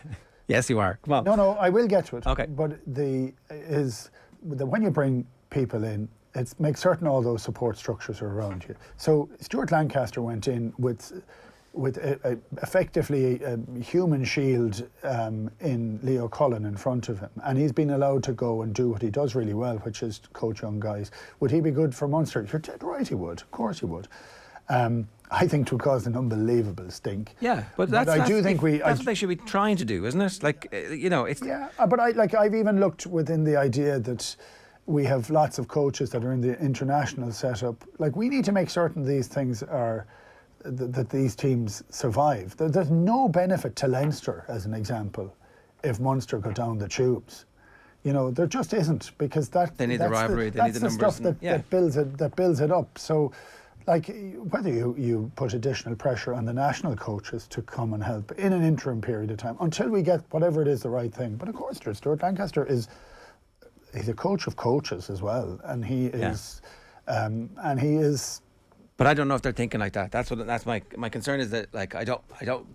The transparency issue is real. We don't know what's going on. It's been 4 months since Van Gran announced, and the only person who's really publicly said is that Roundtree that he's interested in. And he said it in the Red 78 podcast, and fair play to him. I don't think he should be in any way tarnished by what's happening at the moment. We've seen Andy Farrell transform Ireland's playing style, despite the fact he was in under Joe Schmidt. It's very possible that he could be somebody who puts the coaching ticket around I think he's him. very well liked, and I think he can be part of the solution, whether he's the main solution or not. If he was, he would need 3 or 4 coaches that are incredibly good at building skill sets. Yeah, so you could break the bank, get Mike Prendergast back, get a few others, get some kind of dream team going where, oh yeah, all right. But with all the best will in the world, we're watching it from afar, but we're not stuck in the midst of it, so we don't know. No. But we're allowed to dream, aren't we? Yeah, well, I mean, Munster should be dreaming. It's one of the best jobs. That's the last point. Just to finish this up, it is still a brilliant job. It is one of the most important Irish sports institutions. And so much of Irish rugby is invested in Munster being good. That's why we should all care about this. Well, if we were to go and go out to the airwaves for prospective appliers for this job and say, if you turn Munster around into a winning team, I think your coaching ticket is set for the future. And all the coaches that have gone through the Munster system have bought into a lot of the good things of it, have made changes or haven't made changes, but they've moved on to very good jobs afterwards. So it's... Even the ones who haven't done such an amazing job have got... Yeah. But Munster don't want to be a stepping stone to anything. And I think it's very important that Munster get to build... I think to build on the youth system, on what Costello is trying to enact, and try and build it properly for the future. And so it goes back to us dreaming, but I go and look at this weekend and still dream that Munster have an ability of turning over Exeter, because they have that ability. Yeah.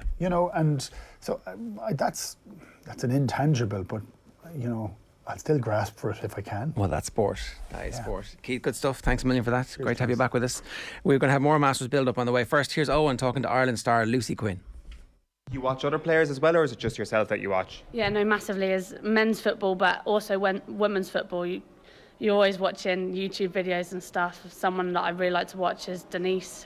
She'll, take the mick out of me for saying that, but those sorts of players that you watch on the ball and what they're doing, and I think it helps you learn massively because, you feel realistic. You're not too far away from that, and you can kind of use what they do in their game.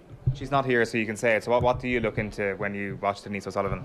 I mean, sometimes I'll just be on the pitch with her and I'll just find myself standing and watching when I probably should be like running or making like a supporting angle. But just players that get on the ball and just ultimately have complete control of all the players around them, whether it's she's like using her body to shift different ways rather than actually manipulating the ball. It's just fascinating to watch, and she'll get a good little ego boost out of that one now. Because we don't see it, and what we do see in the games is pretty amazing from her, but what are you seeing in training that the rest of us don't see?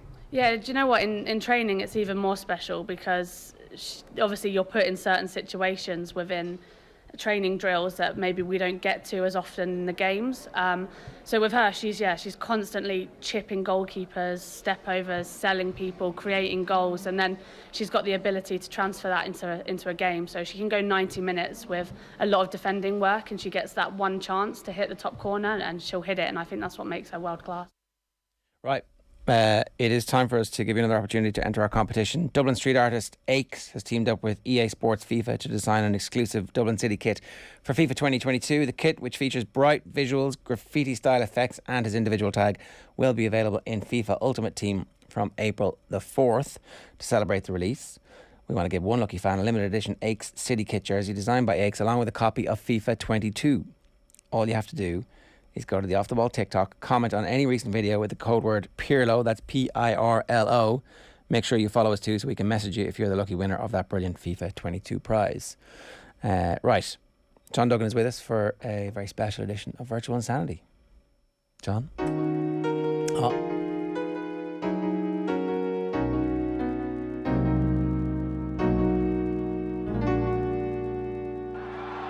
You have entered Power Drive. In your life, have you ever seen a preview like this? Right. Take it away. I was going to say that I do remember one Easter Sunday, Bernard Langer winning it and talking about the Lord rising and him rising in the same day and being like, wow, Jesus. Well, my Easter Sunday is going to be pretty cool, but this Sunday's not Easter Sunday. Oh, that's what I was just thinking. Sunday. It's like you've been living the life of a Spartan. I've been shrinking in the wash. I've been in the washing machine every night, sleeping there, so it's been an unusual experience. But you can't have the massive celebration on Easter Sunday if you tip a winner here. Yeah, I can. I can wait a week and have that massive celebration. You just got to celebrate life, whatever happens here. So I don't know what you want to do, guys. You want to talk about the tournament? You want to go through the Irish players? You want to go through my picks first? What you want to do? You take it away. Okay. I think that we're seeing a side of Tiger Woods that is very much human, and I think he's really endearing himself to everybody. It's just brilliant to see that for all the pips and all the artificial incentives that they might try to generate interest in golf, that there is still only one person who has that natural aura, and that is Tiger Woods. And to see him tee it up tomorrow at Augusta is going to be pretty amazing. Do you think there's anything in the whole Mickelson's not there, I'm going to ride back in and save golf, that is like, you know, when the rehab was too sore for him to do, that he was like, oh, Jesus, if I could just make it back for the Masters, that would really sicken Phil? Well, I think the relationship with them has always been uneasy. I think it was disliked for a long time. I thought it got a bit warmer in the last few years because ultimately it became clear that Woods was clearly the best player. Like Mickelson is the second best player of this generation. It is in a way sad that Mickelson's not there. I think more though it's about Woods and his son. I think having his son is now he's in his teenage years, is he like 13 or something like that? And his son is playing golf. I think that's a big part of Tiger being back, and he just wants to compete. And there's only so much time you can spend, I suppose, rehabbing every day and being in pain. Even if you're in the pain, you might as well go out there and get the adulation of the crowds and go there and tee it up tomorrow. So, look, I don't think he's going to win. He might have a good round or two, but I think the biggest challenge for him, as he outlined in the press conference yesterday, will be the walk. It's very hilly terrain, 72 holes. It's tiring, it's pressure. And I'm sure there's a lot of down rehab to be done as well. So he wants to show his kids that he's good at golf. I mean, all they remember from their childhood, if he's not good at golf, is topless Santa with the sunglasses on. It's like, kids, I'm actually good at this game. It might have been 25 years ago, but like winning in 2019 Augusta would have been their first time where they were like, oh, okay, we've actually seen this. We've seen Dad win a major. Yeah, and as many times as he can have that experience, I think he's going to try. He's 46 now. Will he be there in 10 years' time playing the Masters competitively? Probably not. So how many does he have left? How many good summers do you have left in life? 4 to 5. So that's Tiger. Look, it's the Irish lads. We'll get to two of them in a moment because they're my picks. But the other two, Padraig Harrington, I think he could have a good day tomorrow. He played well the Champions Tour last week. He's 50 years of age now. He says he's got a bit of a knee injury. He hasn't been there in 7 years, but Padraig is one of the most intelligent people to ever play the game. So he can always plot his way around. Seamus Power, hard to expect him to win as a rookie, but I do think he's got an excellent short game, and I just hope he enjoys it, and I'm sure there'll be a big Waterford contingent supporting him. I went through all 20 of the top-ranked players in the world last night. I was going through a line in each one, so I don't know if you want to pick one, lads. So when you were doing this, right? Yeah. You picked the world rankings as, I presume the world rankings and the betting are very similar for a tournament like this, are they? Yes, they are. But not necessarily, because my headline tip is 5th in the world, and he's about 11th in the betting. So there is a... Well, let's start there. Okay. Why the difference? So who is it? Patrick Cantlay, as everybody would expect if they follow this at all, is my headline tip for the Masters. So Patrick Cantlay is 22-1. I'm just going through the odds here. You can get got to go each way, folks. There's only 91 players in the field. If you rule out the rookies that aren't going to win, if you rule out the amateurs, if you rule out the old timers like Sandy Lyle and Ollie are not going to win the tournament, you're into about the mid-60s. A regular tour event will have 144 people or 156 people. So actually, this is a losing week for the bookmakers. This is why virtually I'm betting more than I usually do. Don't do this at home, please. Just do €1 each way. But I actually think there's value this week. You're backing players to be finished in the first 9, 10 or 11. Patrick Cantlay is 22-1 for 20 each way of our virtual money. Look, he's just an unsexy pick. He's an unassuming guy. He's a quiet guy. People might say he's boring. I don't think he is. And he also hasn't played that well maybe the last 3 to 4 tournaments. So what? This guy won the FedEx Cup last year. He won 4 times on the tour last year. He was 4 times in the top 10 at the start of this year. On all of the statistics, he plays really well. Actually, when you compare his last 2 rounds in 2019, when he nearly challenged Tiger, and then the first 2 rounds in 2020, he was 20 under par at the Masters. He does everything well. He was in the Butler cabin 10 years ago as the leading amateur. He took 2 years out of the game. You're talking about Woods and comebacks. He didn't play for 2 years with a stress fracture in his back. His best friend died in a hit and run. He was right beside him when that happened. To come back and be the world number, the top player in the FedEx Cup and the PGA Tour Player of the Year, is incredibly resilient, and I think his mental strength is going to be a huge factor in Patrick Cantlay contending this week. I think to finish in the top 9 at 22-1 each way, I think is a strong bet, and he's of all the big players, he's my headline pick this week. I don't know if you want to ask about that or whatever, but Thomas Pieters is my second pick. I tweeted out in January that I felt he was a dark horse for the Masters after I watched him win the Abu Dhabi Championship. Ooh, big price. He's 80-1 for 10 each way. Thomas Pieters, is so naturally talented. He was one of the top college golfers in America. I don't think he likes to travel.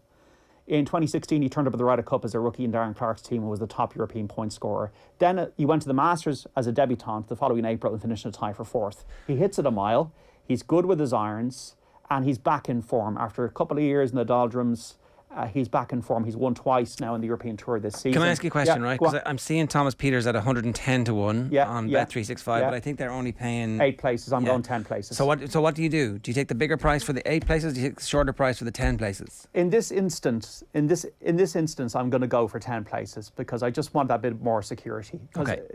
And you're willing to make that sacrifice? I'm willing to make that sacrifice because I think Thomas Pieters should be 50-1. He's 80-1, 110-1 in places. I think is very much a value bet this week. There's a couple of bookies I've never heard of on Odds Checker that have them bigger than that as well. I don't trust those bookies. I don't trust them. Yeah. Fair enough. Bet with people you know. Exactly. So Thomas Pieters has got the talent to win this. Is Thomas Pieters going to wilt under the pressure? He could miss the cut, but is he going to wilt under pressure? No, I don't think he is. And that's why he's clearly my second pick behind Patrick Cantlay. I think he's a fantastic price. I backed him last Saturday 100-1. That's number 2. Number 3 is Rory. People, here we go again. You're sorry to interrupt again, right? Because he's on Betfair Exchange at 123 right now. I don't know what the story is with the exchange. Well, the Betfair Exchange, remember, is only win only. There's win only, and then there's top 5 and top 10 on the Betfair Exchange. Okay. So, what you're using the Betfair Exchange for, if you're going to get into the technicalities of this, is to trade. So if Thomas Pieters ends up in a playoff, or he ends up leading on the Sunday and he's 3-1, you lay it off. You hedge your bets like a stockbroker. Right, and you don't do any. Do you do any of that for the Masters or anything like this? Like Scotty Scheffler. Remember Will Zalatoris and Scotty Scheffler? We tipped them earlier this year. I laid them off because they both reached playoffs. I laid them off for significant profit. Right. Zalatoris, remember Luke List won, we had Luke List as well. Oh yeah. So I laid off Zalatoris for half my money. So that's why the whole point of, if you want to have a crack on somebody in the exchange, you can get 200-300 to 1, you get bigger prices. The whole point should be to trade, not to just leave it there. So when they get down to like single digits, like, lay off. Yeah, you got these big players like with big money that might be trading on like between 70 and 50 to 1 or whatever.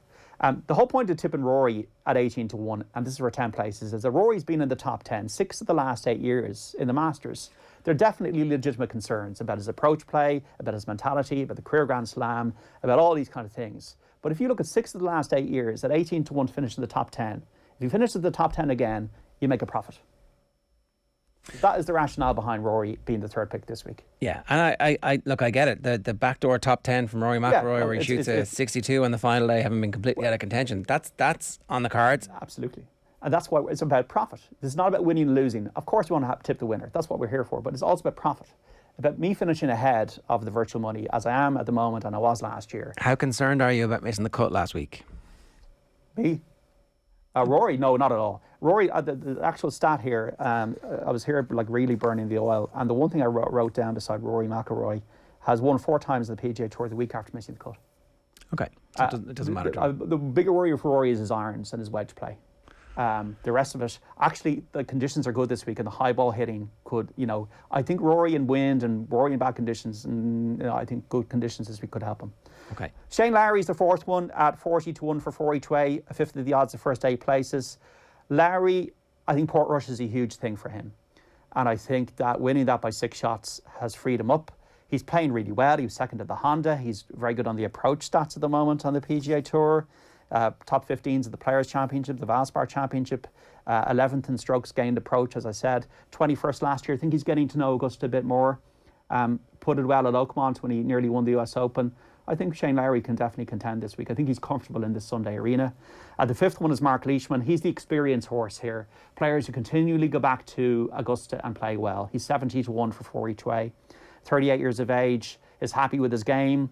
Has been 3 times in the top 10, including a tie for 5th last year. Lost a playoff at the Open Championship, and has also won big events at the Farmers Insurance Open and the Arnold Palmer Invitational. So he knows how to win. He's a 6-time winner. All the focus is on Cam Smith, but maybe Mark Leishman might be the Aussie. And the final one at 90 to 1 for 4 each way is Siwoo Kim of South Korea. This guy is ridiculously talented and he's very temperamental. Broke his putter last year in the second round. Won his tour card at the age of 17. Won the Players at the age of 21. Is really good off the tee. Doesn't have that many weaknesses. Good short game. Was tied for 13th in Texas last week. Won last year on the tour. Is a bit of a dark horse. Has had 3 top 25s of the Masters and was tied for 12th last year. So Siwoo Kim, Mark Leishman and Shane Lowry. These are in the bracket of those kind of mid to high range each ways. Rory, the whole rationale there is that he finishes in the top 10. If he wins, fantastic. Wonderful for Irish golf. Thomas Peters, I feel very strongly, is a very good each way bet as my number 2. And I'm going to stick with Patrick Cantlay, who I think is vastly overpriced at 22 to 1 with the bookies and then even 27 to 1 on the exchange for a guy who was probably the hottest player in golf only about a month or 2 ago. Right. Well, they're the tips. We'll talk about some of the top 20 in the world. Oh, and you two have been doing your own Augusta deep dive. This is the important stuff. This is the look at what you can actually buy on the course at Augusta National. So say, for example, if you've just dropped 10 grand on a ticket at Augusta National, cash, it doesn't matter. If you eat enough food on the course, you will essentially make that money all back because it is so bloody cheap. We've got 2 big pieces of news this year going into the concession stands at Augusta National 2022. The first piece of news is that the sausage biscuit is out. This is off the menu. This has been replaced with something that is arguably better. You've now got the breakfast sandwich, which is fried egg, sausage patty, bacon and American cheese on a brioche bun. It'll cost you $3. That is €2.75, which will get you half a jambon in a Dublin city centre deli counter. So that is exceptional value for a full breakfast roll, essentially. So this is a net win, I would say. That one coming off and that one going on in the Augusta concessions menu scores. So brioche is basically candy floss, by the way. It basically is. It's absolutely amazing. The second piece of news, and this is bad news, this is a hit that the menu simply cannot come back from. The famous Georgia peach ice cream sandwiches are gone. there have been supply chain issues, and it means it cannot be produced in great enough quantities for the tournament. This is obviously a great scandal. You don't need me to tell you that. And the Augusta Chronicle have been on top of this scandal. And I quote from their website. Jordan Udy, who made the trip from Farmington, New Mexico, described the news as a total bummer on Monday afternoon. Golf.com has also been in on the news. In losing the ice cream sandwich, Augusta National is losing a piece of itself, they say. Another quote from their piece.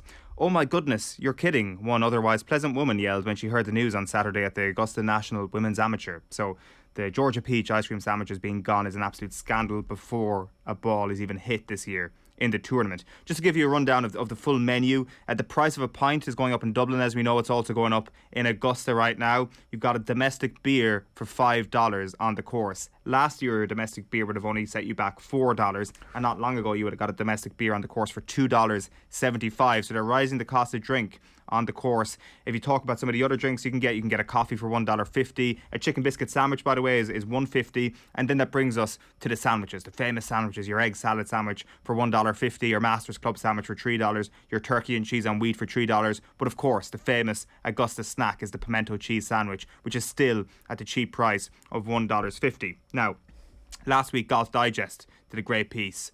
Sam Weinman of Golf Digest did a deep dive on the pimento cheese sandwich. And I hadn't realised this, but up until 15 years ago, Augusta National used to import their pimento cheese sandwiches from a South Carolina caterer. And then they decided to make it more closer to home, and Augusta changed to a company in Augusta who tried to crack the recipe. So there was this guy, Ted Godfrey, who Golf Digest also spoke to. He tried to crack it, and he said, "We tried over 33 cheeses and we still couldn't get it right." So it took him 6 months. He did eventually get it right, and Augusta National was back on track with his pimento cheese. He was asked by Golf Digest for the key ingredient, and he said, "I can't tell you." Pimento? So Augusta were happy with it, but then Billy Payne decided in 2012 that no, just having someone in Augusta is not going to be good enough. We want someone on Augusta National within the confines of this course to actually be producing this pimento cheese. So this guy lost his business. They asked him for the secret recipe, and he said he'd give them the secret recipe if he got a couple of badges for the course. And they said, "Nah, you're grand, thanks."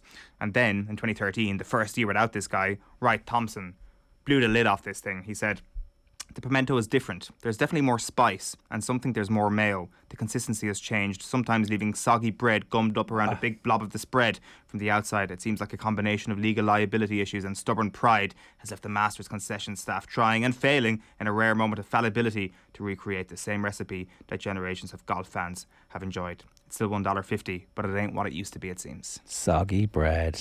I'll be texting my sister. She's over there, as I said today, and giving her that update. Hopefully she has tickets for today. Yeah, today and Friday. Okay, great, because yesterday Nathan was saying they got called off because of the weather. Yeah, a washout. Look, folks, if you're going to get involved in this, never gamble more than you can afford. I'm a pro in my own mind at this, so that's what I'm doing, the tactics and the strategy that I'm doing here, so don't go mad. Yeah, look, it's going to be great, you know. The other top 20 people of interest to you who aren't you aren't tipping, did you go through that top 20 with the intention of knocking them out, or just as this one could be a live threat to me here? Yeah, all 2,346 words of the preview are now on otbsports.com and on the OTB Sports app. I respect you. It's like with mafia. But Xander Schauffele, I can't have you this week. But Xander Schauffele is somebody I respect. Just doesn't win enough. 4 times only on the PGA Tour, but he's been 9 times in the top 10 and 18 majors, and he was tied for second and tied for third. Hit it in the drink last year when challenging Hideki. I respect Xander Schauffele. I also respect Justin Thomas with Bones Mackay, Phil Mickelson's ex-caddy, on the bag. Great approach player. 14 times a winner on the PGA Tour. No problem with getting it done. John Ram is not putting well enough for me at the moment, and there's a bit of anger there. John Ram, his press conference yesterday was a bit strange. He was talking about like Justin Thomas getting dissertations from Tiger, and Tiger not giving him any advice on the golf course. I found it a bit of a strange press conference. Look, you got to respect Cameron Smith and Scotty Scheffler, the way they're playing, but it's just hard to win and peak all of the time. This is all about peaking, and all of the stuff I've read over the last week, there's this narrative, it hasn't played well in the last couple of weeks. It doesn't work that way. There are storylines here that we can't foresee, and sometimes you need to go against the grain on the storylines. Like Hideki had disappointed so many times after promising to win the Masters, and then he turned up last year and won it.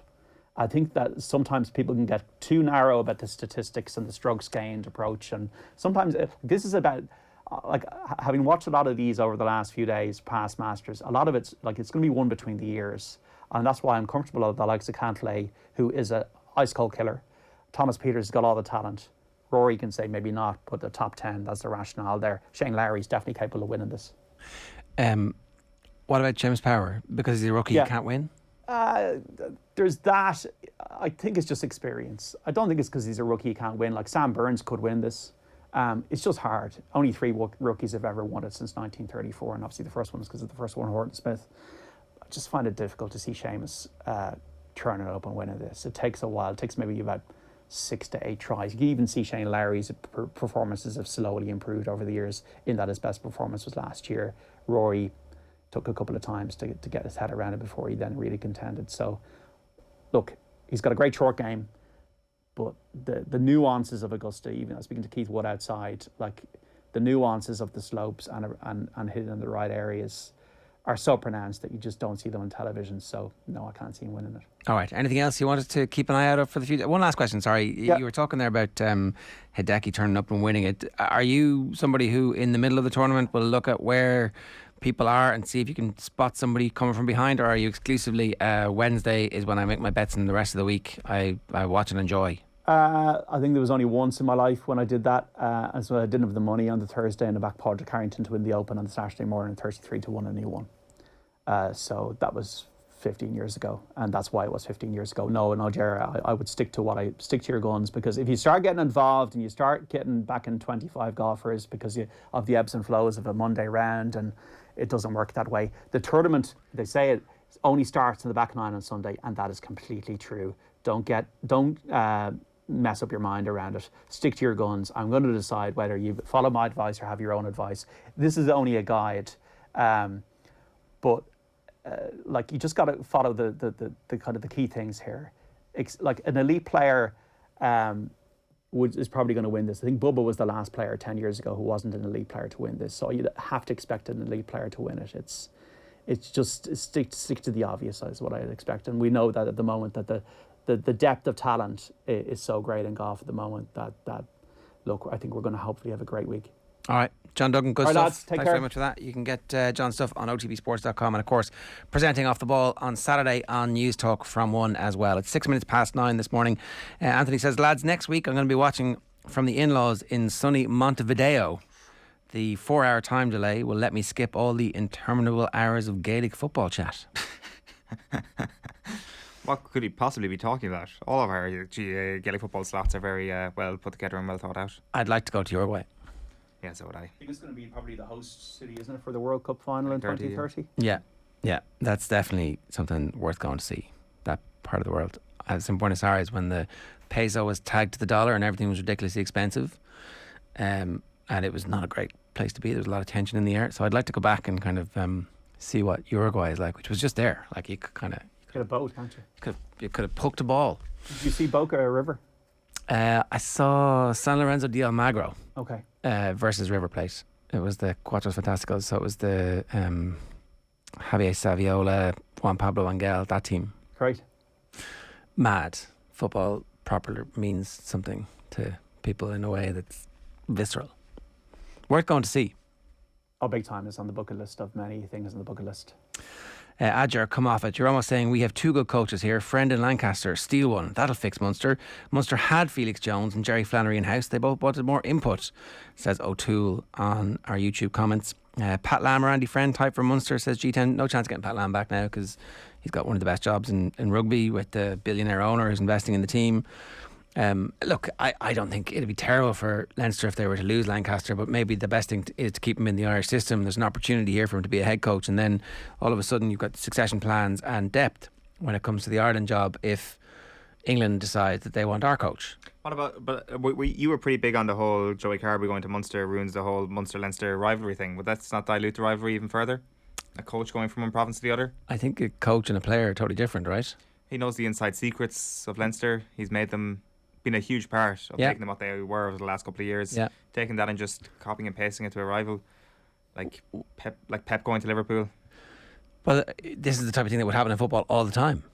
where you would take a managerial rival and or somebody in a coaching ticket, like Arsenal taking Arteta. This is different though, isn't it? I think it feels like Lancaster has a far bigger role at Leinster than Arteta had at. Like, I mean, is this actually a promotion? Like you say, it's a head coach role, but like, is Lancaster's current role exactly what he wants to be doing? I don't know. You'd have to ask him. Like, I would suspect that at some point he wants to be the main person in charge again, and like would easily put together a coaching ticket of very qualified coaches from all around the world who would want to work with him on the basis of the quality of work that he's done over his time at Leinster. Like, what would you think if that happened as a Munster fan? Oh, from Munster's perspective, it would be great. So I think, as Keith said earlier, it did leave a serious stink in Leinster, and they would not be happy with it. And there'd be a massive rivalry again. There would, but also everybody's showing up. But the Aviva is full, Thomond is full. That was my point about Carberry. Initially, it was like this actually stokes the rivalry that Leinster weren't happy about this guy leaving. That was the whole thing about the player moving. What I think would be interesting is if this happened, Leinster wouldn't be happy with the IRFU for greasing the wheels on this move, because they are the kingmakers in all this, and it would be interesting to see what knock-on impact that would have if that, not that the relationship would sour or anything like that, but that, you know, they've been their chances of dominating Europe have been lessened as a result of a unilateral decision. Yeah, but I mean, Leinster's ability to generate new players is endless, as we have seen, and it turns out money and investment in coaching really pays off in the long run. Who knew that was going to work out the way it did? So, you know, why not do this? You're saying Leinster are the only reason to stop doing it. Well, why not do this is this realistic? Is it unrealistic? I think so. Why? Why? So why is it such a radical idea to take somebody who is not in charge and put them in charge in a different situation? Why is that radical? Well, I'm not saying that's the problem with Irish rugby. It's one of these conservative, like, radical, you can't do that. I'm not saying it's not, like, I'm not saying there's anything wrong being radical. I'm saying that it's just, I would be very, very, very, very surprised if that actually happened. Very surprised. So? Like, it's definitely radical. I'll give you that, but it's not even that radical. Yeah. It isn't. Somebody within the system, a new job comes up, you can go for that job.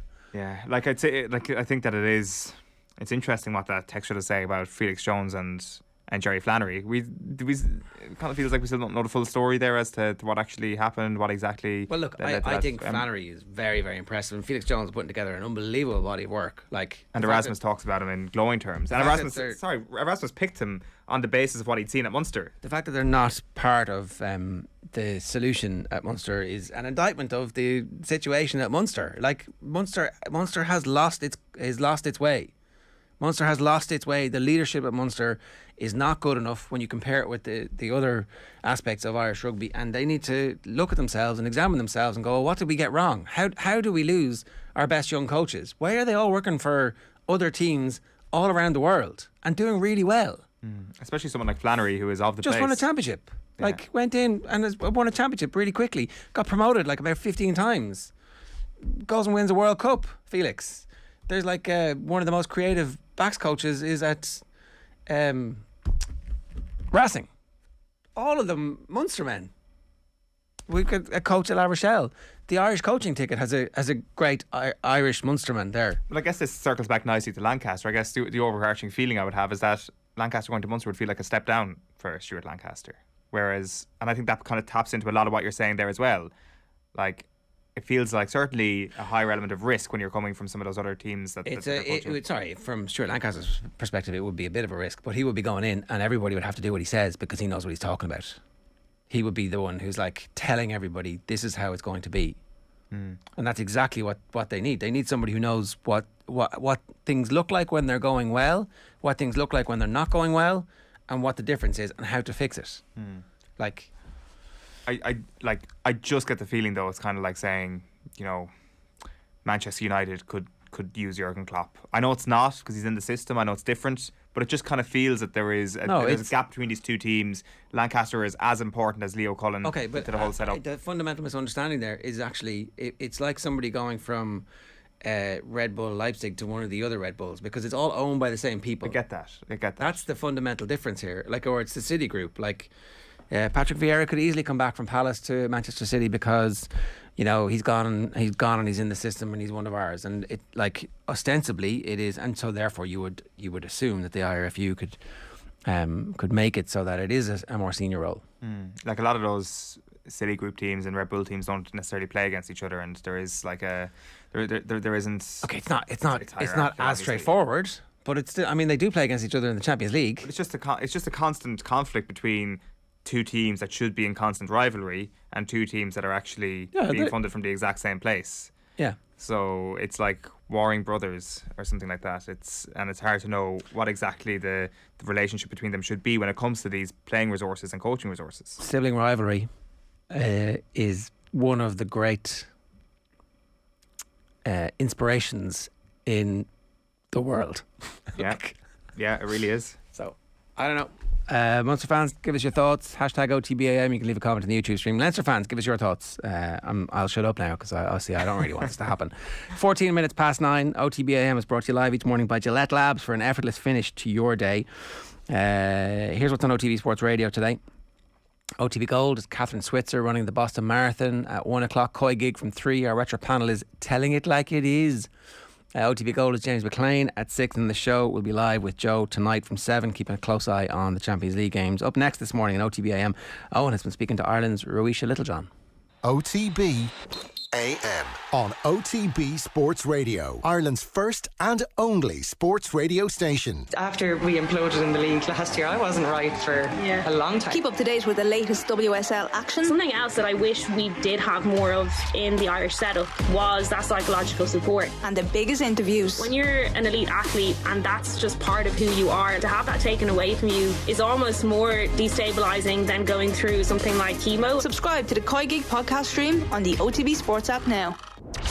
OTB AM with Gillette. Get into your flow with the new Gillette Labs Razor with exfoliating bar.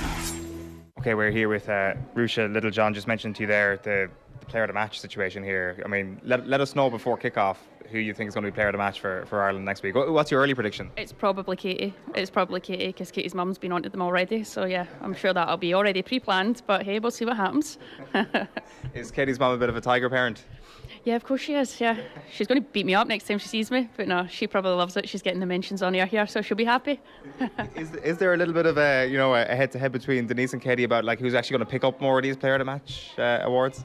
I don't actually know. Look, they're so driven, and they probably do. They probably would like them. But I'm actually getting annoyed at Katie right now because I've had to fill up a box of her player of the match and like just awards, and like over the last year she's got so many that have been sent to the house.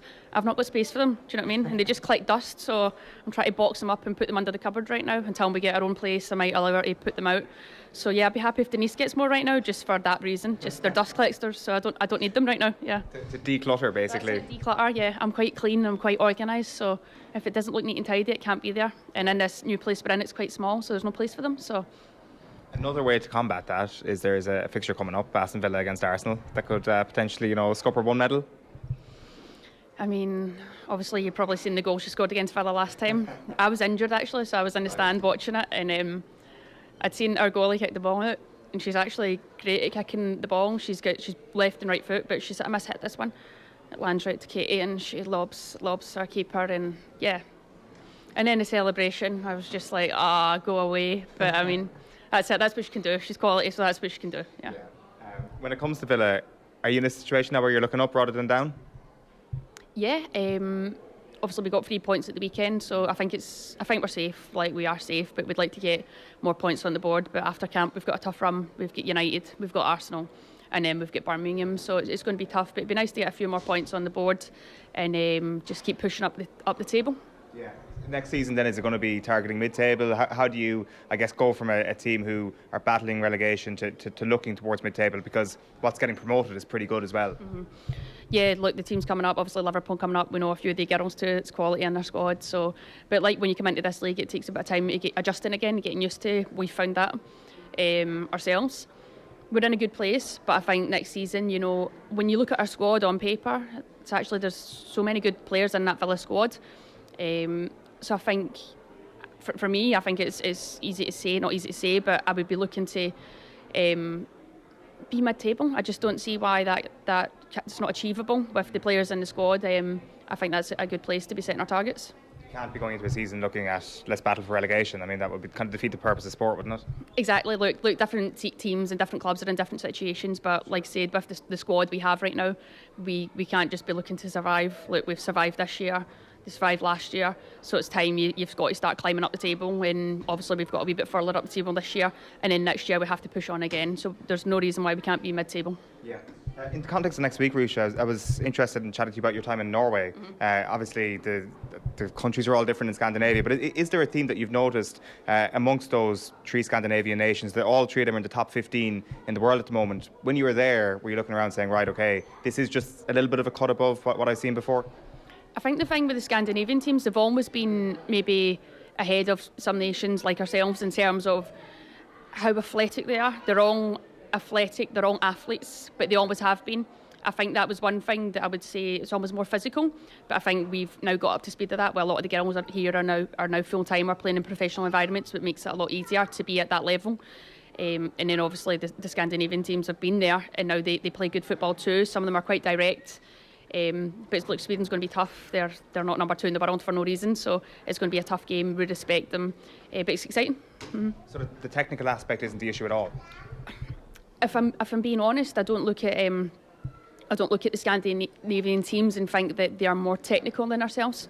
I think when you look at our squad and you see the players that we have, like there's some girls that can put the ball in the air and just bring it down in one touch. Like, we are technical too, so that's not what I fear. No. And then when it comes to the athletic differences, how long does that take? Like, say, for example, if somebody's playing amateur football in Ireland, is it 1 season, 2 seasons if they got a WSL move, or is it years and years of work on that level? It probably depends on the individual. I think it depends on the individual. For myself, it took me probably a few seasons to get up to speed. There was times when I look back now, the girls in squad all have a laugh and joke at some of our own pictures, and I'm probably carrying a good few pounds. I shouldn't be, but at least I didn't get pushed off the ball, but I couldn't shift. So, but yeah, look, we've all came a long way. I think we're all athletes now ourselves. Like I said, we're playing in club environments. It's full time. That's our job. So it's a lot easier to keep on top of that stuff. And then you've got the education around you with like your sports scientists. So, look, we know what we should be eating. Like 10 years ago, we might not. You might have thought, oh, just have pasta, but then you were having pasta for breakfast, lunch and dinner, and that's not how it works either. So, look, we're more educated now too, and we know what we need to do. So we're in a better place. And even on something like diet, something simple like that, is the Republic of Ireland set up and Aston Villa at a pretty similar level at this stage? Yeah, look, the Irish team now, we're in a very good place. We've come a long way in the last few years. It helps, obviously, with the girls being professional too at their clubs. That obviously helps. It goes hand in hand. We've got the respect now with the FAI. We've got that good working relationship now. We're in a good place. The value is, the back is, and they're helping us to try and push towards, qualifying for a major tournament. So yeah, look, but it's good. We're in a nice place. We've come a long way, and we've still got a long way to go. How much have you looked at the bigger picture than the qualification? I guess Sweden is literally in an island on its own in this qualification window, which helps, but I presume it helps motivation if you're thinking about the bigger picture and the other pictures that are also coming down the line. I think, look, it's still achievable. That's it. We're in a good place. We're still within contention of qualifying. If we can get to a playoff place, that would be great. It's going to be tough going away here, but like I said, there's no point in us being in camp if we don't believe we can get something out of it. So it's going to be tough, and we respect them, but we're equally ready ourselves, and we know it's going to be tough. But I think we've got a good week ahead of us, good training, execute the game plan, and we'll see what happens. And then obviously we've still got Georgia away. We've got Finland again. So again, tough games. It's not easy going away from home. I think the Finland game is at home in Tala, so that'll be nice. Hopefully get a good crowd in. And it'd be nice to get something out of the game. So it's tough. It's not over yet. It's still within our hands. So that's why there's a good buzz, I think, about the team right now. I can imagine. Like, obviously the Finland win was just such a massive win, but how big was also scoring 11 goals in one game? Like, I mean, it's still just 3 points, but like, it kind of said to a lot of people, okay, this team isn't one that's going to scrape past some of the teams in and around it rankings wise. This is a team that's ready to mix it with the top 20 teams in the world. Yeah, definitely. Look, it was good for us as a team, as a squad. It was great for players to score goals. I was just saying earlier, like Denise got a hat-trick. That's great. She deserved it. She's such a good player and she's so valuable for the team. So it was nice to see her get the rewards. It's just a good feel-good factor for everyone. It was nice for us to go out and, I can't remember, it was under Sue Ronan we'd played a game, and I think we'd scored a good few goals, but that'd been years ago. So it was nice now under Vera. Like, we've been working hard. Obviously, we're a very defensive team when we have to be, but it was nice to see that what we're working towards, we're trying to get better in possession, we're getting better at getting higher up the pitch, so it was nice to actually punish a team and put so many goals by them, so it was really good for everyone. Yeah, I can imagine. Listen, Ruesha, good luck next week. Great chatting to you. Thanks a million. Thanks very much. Cheers. Thanks, OTB AM. Well, that's Ruesha Littlejohn in conversation with Owen at the Castleknock Hotel yesterday ahead of the Republic of Ireland against Sweden next Tuesday. You can hear that on OTB Sports Radio. It's got an early enough kick-off around about 5 in the evening. We'll be starting our coverage, so make sure you are tuned in for that. Paul says Munster seem to be in the same state of flux as Manchester United structurally. A good comparison. FJ says Lancaster would have zero interest in stepping down to Munster. The job doesn't even appeal to the likes of Rog anymore. And Adrian says spot on. Oh, and it would be a step down if Lancaster moves. It will be to an English team. I'm saying we could prevent that. That's what I'm saying. If you wanted to be a well-run, slick organisation, you should definitely make the call and say, is this of interest to you? These are what the terms would be. You could pick your own coaching team. Right, Dublin street artist Aches has teamed up with EA Sports FIFA to design an exclusive Dublin City kit for FIFA 2022. The kit features bright visuals, graffiti-style effects and his individual tag, and it'll be available in FIFA Ultimate Team from April the 4th. To celebrate its release, we want to give one lucky fan a limited edition Aches City kit jersey along with a copy of FIFA 2022. Make sure you follow us on TikTok so we can message you if you're the lucky winner. All you got to do is comment on one of our recent videos with the code word PIRLO, P-I-R-L-O, PIRLO. That's the Off the Ball TikTok. It's off_the_ball. You should be able to find it on TikTok easily enough. Phil Egan is with us. Phil, good morning to you. Morning, lads. How you doing? We did a good bit on Liverpool earlier, so we'll come back to that if we've got time at the end. But there's a couple of other things that I did want to talk to you about. The Chelsea game tonight. Tuchel said he wasn't going to make a drama after the game at the weekend, and I didn't watch the full game, but looking at the highlights, it definitely looked like it was one of those games where one team scores with almost every chance they have and the other one has a bucket load of chances, doesn't play particularly badly. But this stuff happens in football against a reasonable side like Brentford.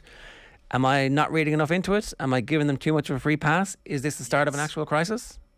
Sorry, Phil. I think so. I think that was the surprising thing about watching the Brentford game back, was I assumed that was like Chelsea got done here a little bit. Brentford were way better than Chelsea on Saturday.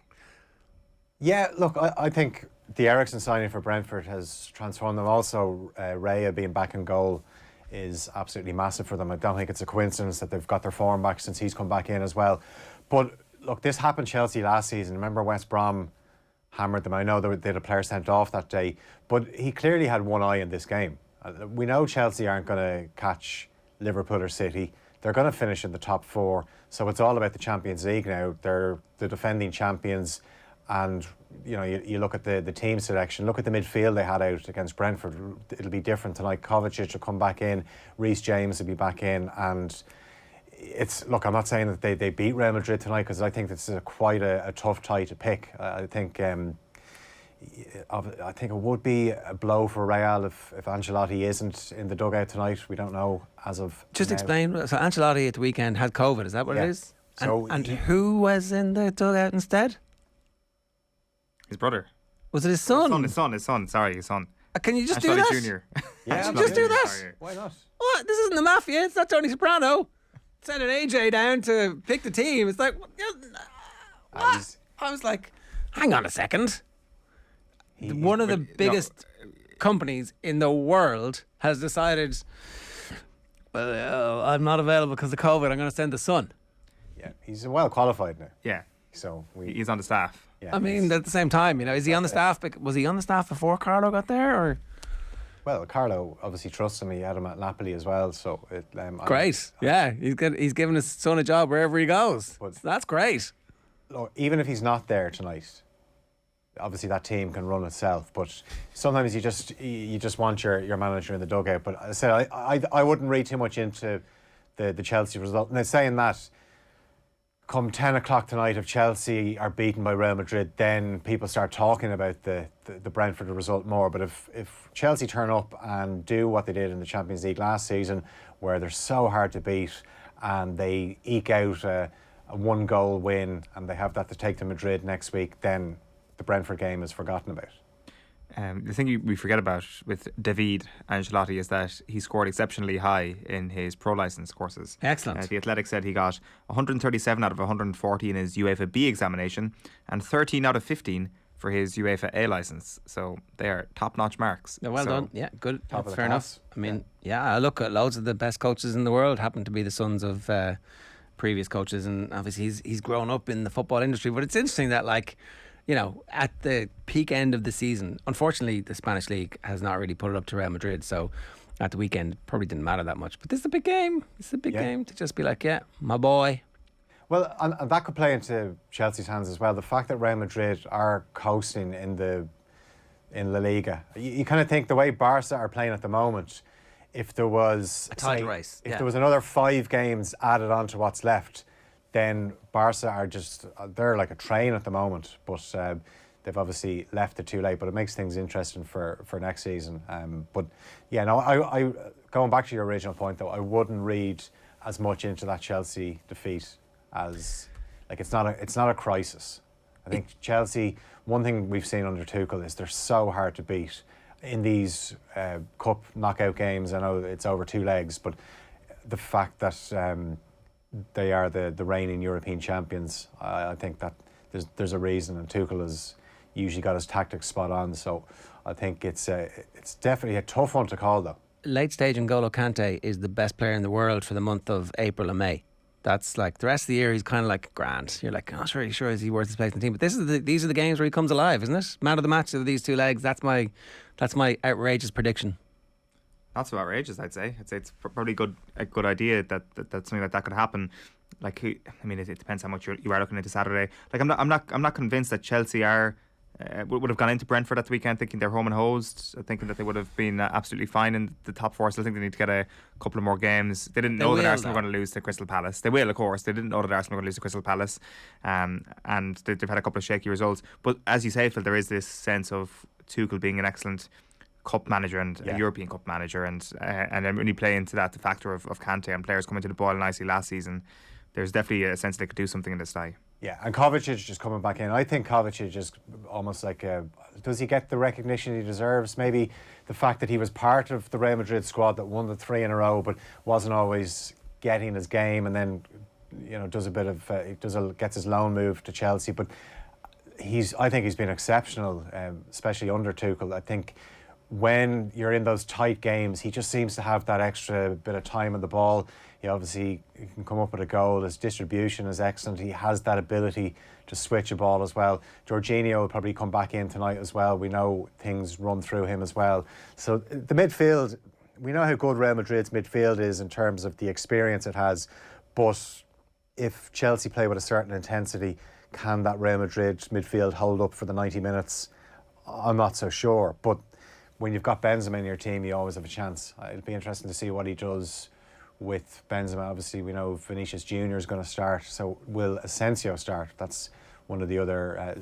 Real Madrid obviously won at the weekend. Vasquez played at right back. Carvajal will be thinking, thank God we're not playing Mbappe again, because that was a very uncomfortable couple of games for him against PSG. Carlo Ancelotti stuck the thing up his nose, swiddled it around, and only 1 line on his COVID test, so he is clear. He is going to London. Poor David. That was his time to shine. Yeah. And Carlo will get a lovely reception at Stamford Bridge. Double winner, yeah. Daddy's home. Time Absolutely, to take over. He'll have the eyebrow out. And he'll be, every chance in the world he ends up back at Chelsea at some point. Yeah, well, they're kind of not too dissimilar from the way the Netherlands go. I don't know if you've seen the news, but Koeman has taken back over after Van Gaal takes charge at the World Cup. So they've obviously got a little rota system going on. So Carlo must be. Gus Hiddink as well. Koeman was mad getting out when he got out, because it was only going to be an opportunity for him to do something really good once with them. Look, maybe I'm wrong, because he got the job back, but his reputation is in tatters. Yeah. Frank de Boer better keep like 2025 clear. He'll be in the... Just needs one gig in the meantime. Do you reckon Dick Advocaat has one more? One more, definitely, maybe. yeah. OTB AM is brought to you live each morning by Gillette Labs for an effortless finish to your day. What did you make of Liverpool last night? I thought they were very good. There was a little sticky patch in the second half, bit like the game at the San Siro against Inter Milan, where Liverpool were quite comfortable, and then just 1 or 2 little bits of sloppy play almost encouraged the opposition. But then Klopp, obviously, you have the option of 5 substitutes in Champions League games, something that will be in the Premier League next season, and he was able to make a triple substitution, and it just seemed to calm things down a bit. But that Diaz goal is the icing on the cake. And the thing is, Liverpool created so many chances. And I said it after the game last night that there is going to be a game this season where they bury all those chances. A bit like what happened at Old Trafford in the first half, where everything they touched went in. And it could be Sunday, who knows? Who knows what team he'll go with. Remember last season, away to City, Liverpool made a lightning start where he played the four of them. Everyone was thinking, will he go with Jota or Firmino? He played the four of them. And one thing, I know you talked to Graham Hunter about this yesterday, about Guardiola and his tactics. He was able to readjust after being absolutely shell-shocked for the first 20 minutes. So if Liverpool are going to beat City on Sunday, I think they need a quick start.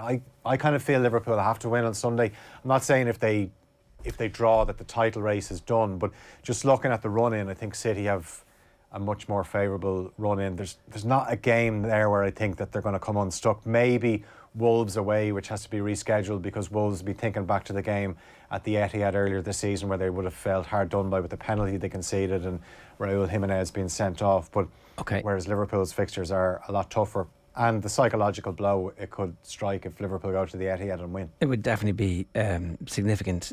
Perhaps there'll be a hangover from City after one of the European games if things don't go well, and that is still up for grabs after last night as well. I know you wanted to mention Everton and Burnley, or Burnley-Everton tonight. That's in the Premier League.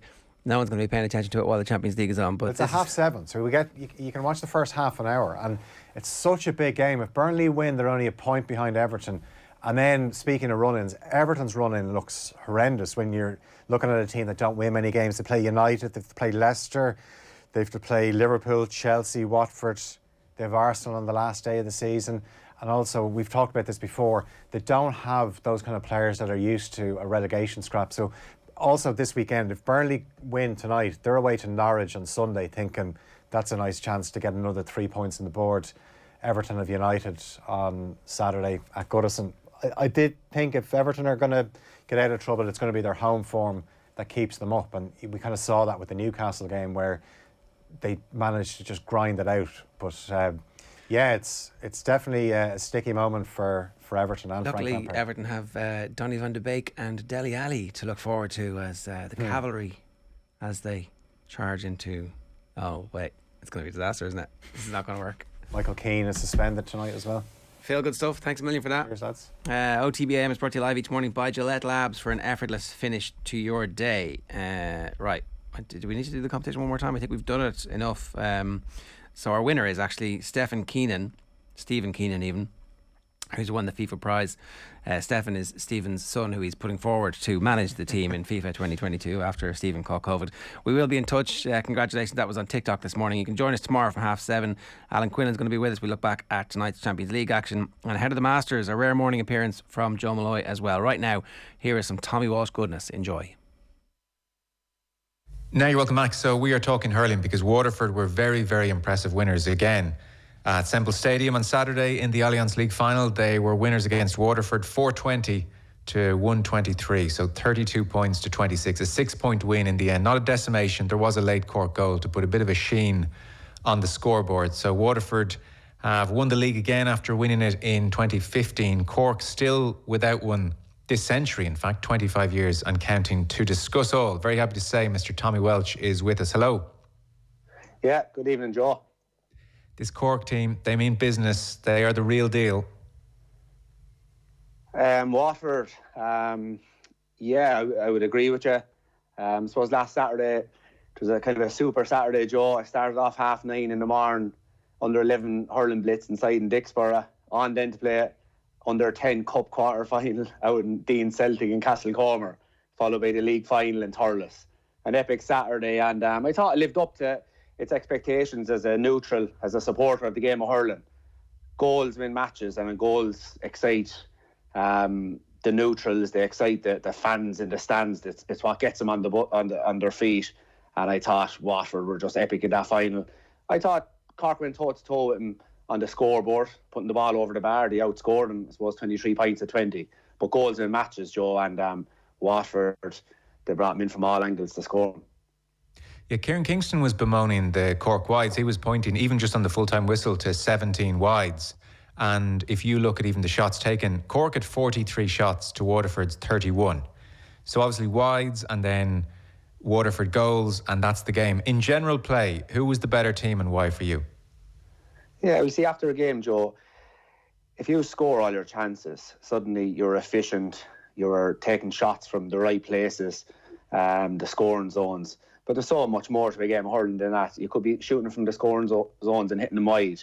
You could be shooting them from non-scoring zones, Joe, as they call them now. And it could be just your date or going over the bar. From general play, like looking at it in live, I thought in the second half, only for Waterford were scoring the goals, I thought Cork were coming at him. It was just, I suppose, the last goal really by Desi really just put the nail in the coffin. And well, it probably started with Stephen Bennett's. He caught a ball and I thought, this is Cork's probably problem that they'll need to solve. There was probably 3 of the goals came from runners from deep. And the worst one was probably the Stephen Bennett one where he caught it, about 35 yards out. But he still had so much to do. Like, that should never have ended up in the back of the net. There was loads of Cork defenders around. But I think the guys that weren't directly opposed to Stephen Bennett, the lads that were in the surrounding area, they didn't come into the play probably as determined or as forcefully as they should. Let's not concede any goals here. This is a Waterford team that had banged in 4 or 5 against Wexford a week or two ago. They knew the threat was there. So let's close down the space, and if we had to give away a point, I thought it was the surrounding players, not the direct opponent to the guy bringing the ball through from deep, that was the issue for Cork. So if they settle up that before the championship, they'll be a force to be reckoned with in the Munster Championship against Limerick in a couple of weeks' time. Eddie Brennan was with us previewing the game last week, and he was talking about Cork's win over Kilkenny, and he cited that specific concern with the Cork defence, that if you run at them, they have issues, and it was really borne out, and no better team in the country maybe than Waterford to exploit that weakness. So that's more than just a one-game issue for Cork. There's a bit of a trend there. They have a problem in that area.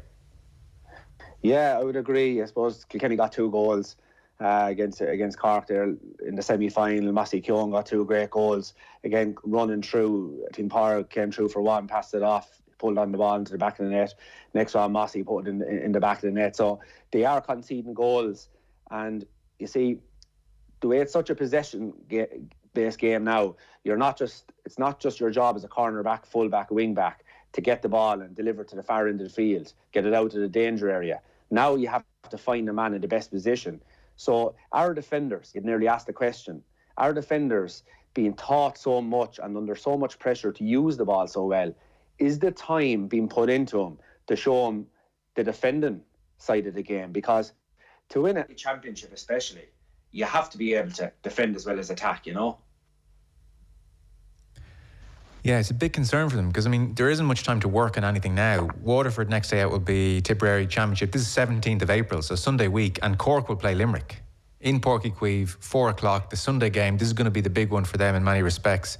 I'm not sure how you bring things up to speed defensively over the course of a week, 10 days. Maybe just talking about it, maybe just focusing on it and making it a point of focus is all they can do realistically. Yeah, I agree. I think myself, it's the surrounding players that we defend as a team. We don't just defend as against our direct opponent. If you look at the Waterford goal, the first one for Stephen Bennett, came in from the Waterford wing forward from the far side of the field, solo the whole way through. There was 3 or 4 Cork lads could have stopped him, but they didn't. And came across to Stephen Bennett, who again wasn't put under too much pressure by Mark Coleman. He nearly picked his spot, and there was no blocking, there's no diving blocking, nothing like that.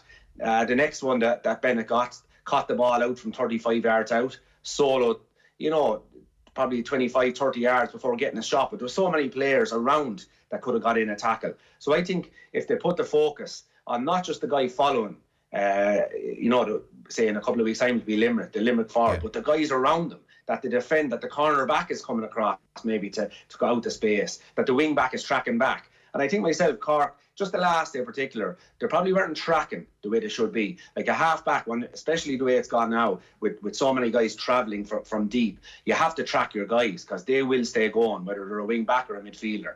So I think if they put even that focus on their midfielders or on half-back line, tracking back their markers, it could make a huge difference for them. We'll get on to Waterford in a second, but seeing as we've kind of gone down the Cork team, what about their shooting then? 43 shots, a lot of wides, 17 wides. Kieran Kingston said afterwards, you just can't win a game against good opposition with 17 wides. very often. I've seen the point made elsewhere, for instance, that Seamus Harnedy looks low on confidence. 4 points in an All-Ireland final, really took it to Limerick and just doesn't look himself for whatever reason. And I heard Anthony Daly wonder why is Shane Kingston not a starter?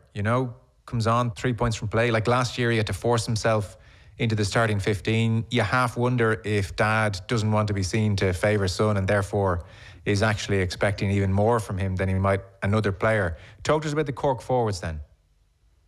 Yeah, to be honest, I just think it's an off there really, with regards shooting wise, because they still scored 123, Joe. So I don't think there was that much, and there never is that much wrong with the Cork forward line in regards to scoring. 123 would still win a lot of matches. So I think it's the defensive side of the game where they're struggling. I think you'll always hit days over the course of a season where you'll hit wides. Like against Kilkenny, they outscored them with points. Last weekend, they outscored Watford, who the whole country is talking about that now with points. 123 to 420. Same scores, if you like, except for Watford are scoring goals. So I wouldn't really be that concerned with their shooting, really. I think the Cork forwards will always score enough to win a match. Concede less than they're conceding. Yeah, that's fair enough. That's well argued then.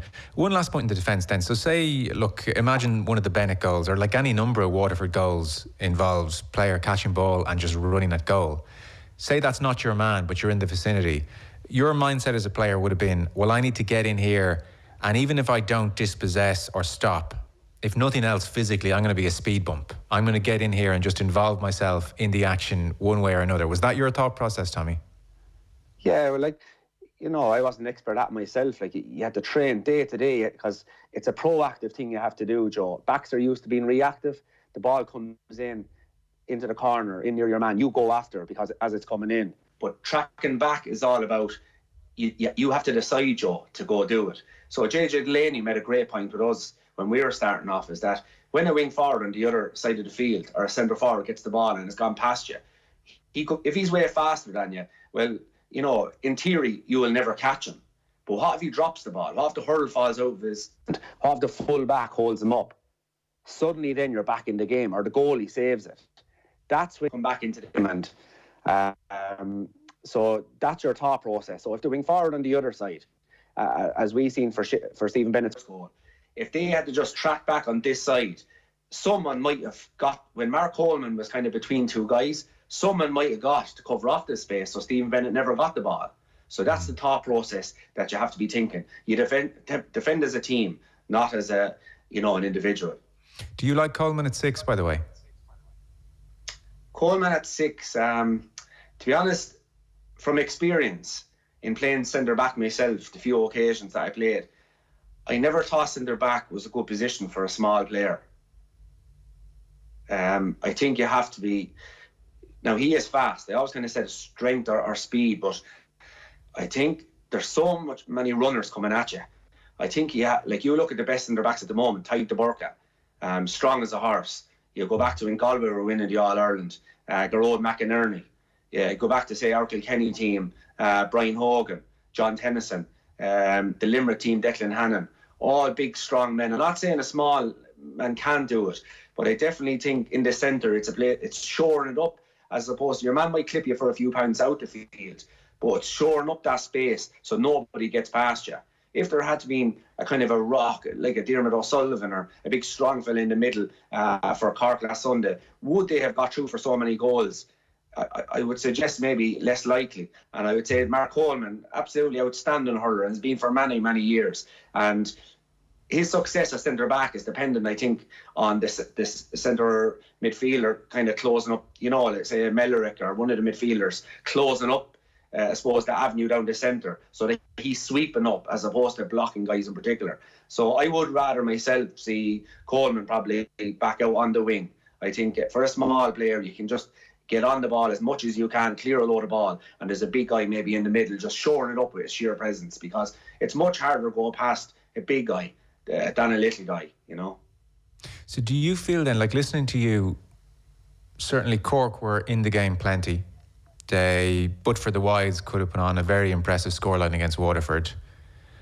and they conceded goals that would frustrate you or you would feel were a touch soft. So are we overestimating Waterford a touch? Because they're now being talked as, like in some cases, arguably even All-Ireland favourites, are certainly very, very close to Limerick. Whoever beats Waterford wins the All-Ireland. That's how they're being positioned now.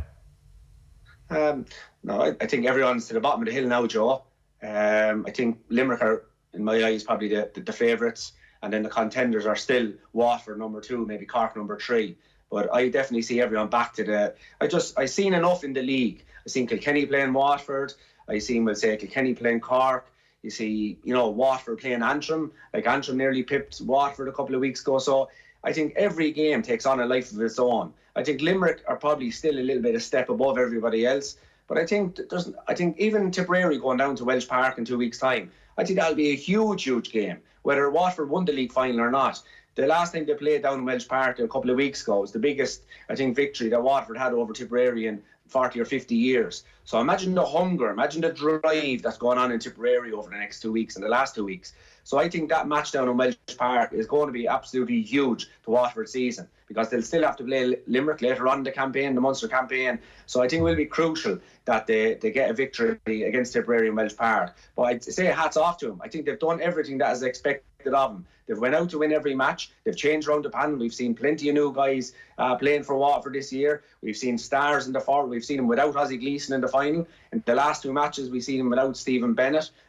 Jamie Barron is still not there. We've seen youngsters step up to the plate. Desiree Hutchison is making the step up from club, star to inter-county star. Even though he was quiet the other day, his work rate was phenomenal. And that was the key. If you go to any of the great players, when it's not working well for them on the scoreboard, what are they contributing other than that? And I thought Desi was flying around. And that's why maybe Cork didn't create too many goal-scoring opportunities, because the stars for Waterford in their forward line were working just as hard off the ball as they were on the ball. So listen, I'd say full congratulations to Waterford for a fantastic league campaign. I think it was especially important for a young team like that. They were betting the Munster final and the All-Ireland final in 2020.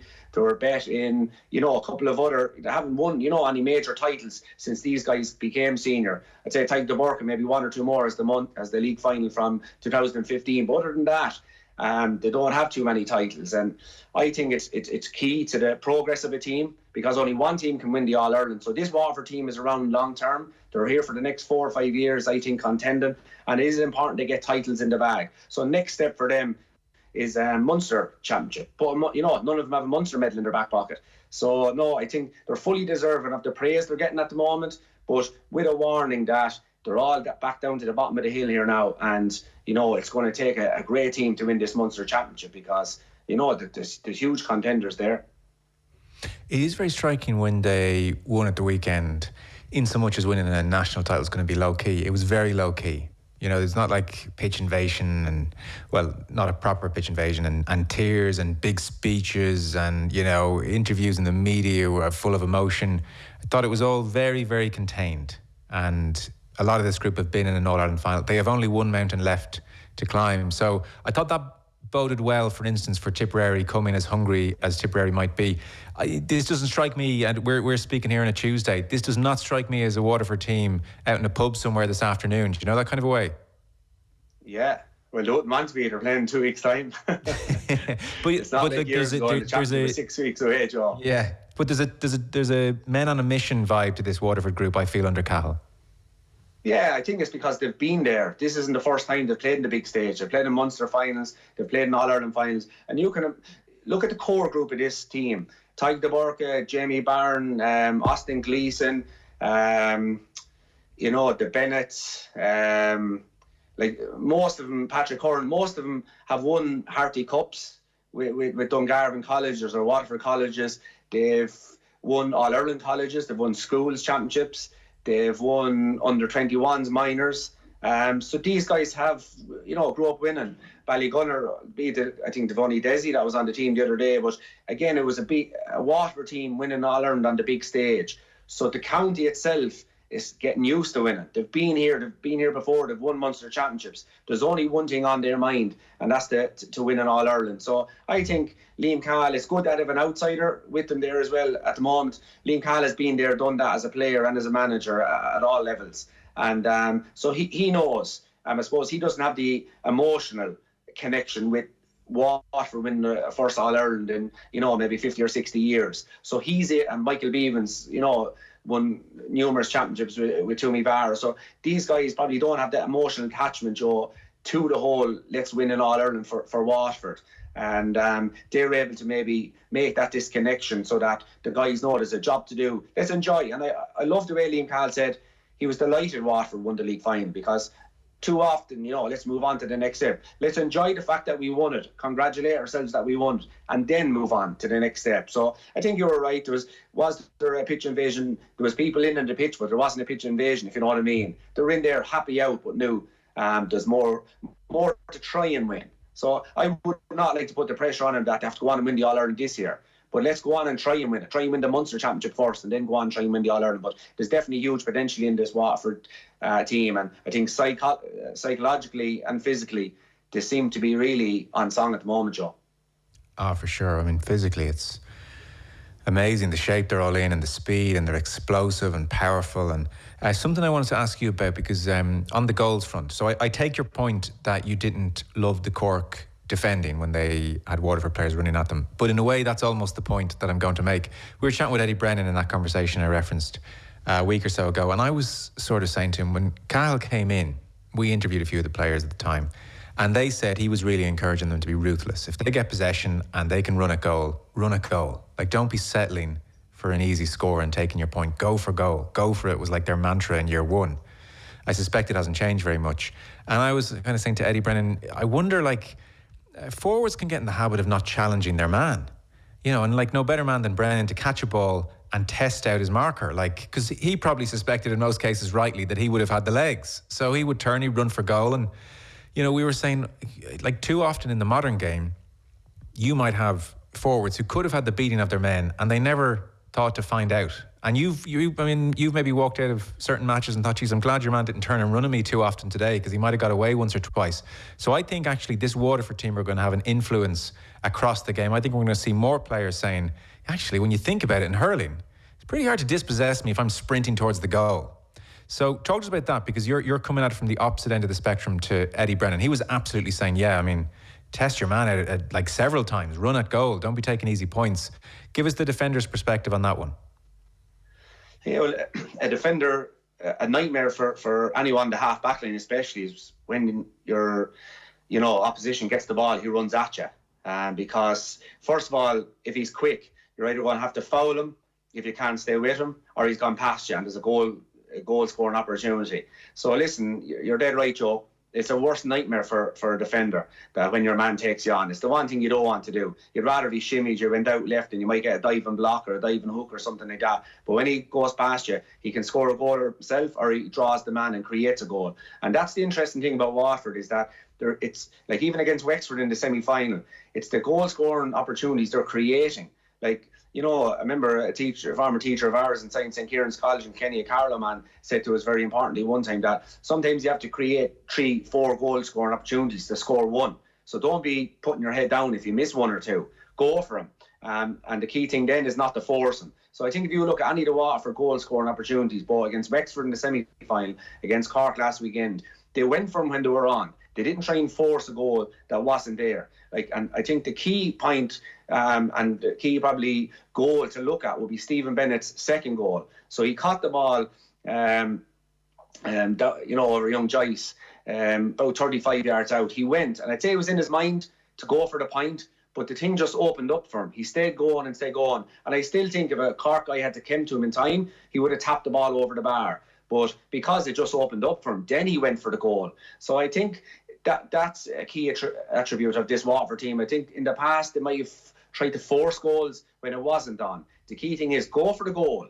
Then if it's on, stay going for it. If it's not, tap it over the bar. And it might not be the player that's going forward with the ball, Joe, that creates the goal scoring opportunity on his own. It depends on the guys running from the wings, because if the guys aren't running from the wings, then you have no one to pass it at when a defender comes out to meet you. So, I think hats off. They must be doing a lot of work in training on this goal scoring, creating goal scoring opportunities, because they have speed. Now, let's not forget as well, they have Desi Hutchinson. I know a guy, very close to Desi Hutchinson that played with Desi Hutchinson, and he said he never seen speed like it. So, you know, you really can't, like, look at Ronaldo and Messi when they're at their peak towards, we'll say, even now, even though they're still great, because there were just no one could catch him with pace. I know Messi was probably more pace on the ball. He was able to dribble, you know, just as fast with the ball as he was able to run without it. Messi or Ronaldo was more explosive. But look at the difference in them when they're not as fast. So go to this Watford team at the moment. They're just blessed at the moment with speed. You know, Daly out midfield for Desi Hutchinson goal. He took off for midfield and no one could catch him. You know, Tim O'Matney, nobody could catch him. Desi Hutchinson, when he gets the ball, just, you know, he's gone.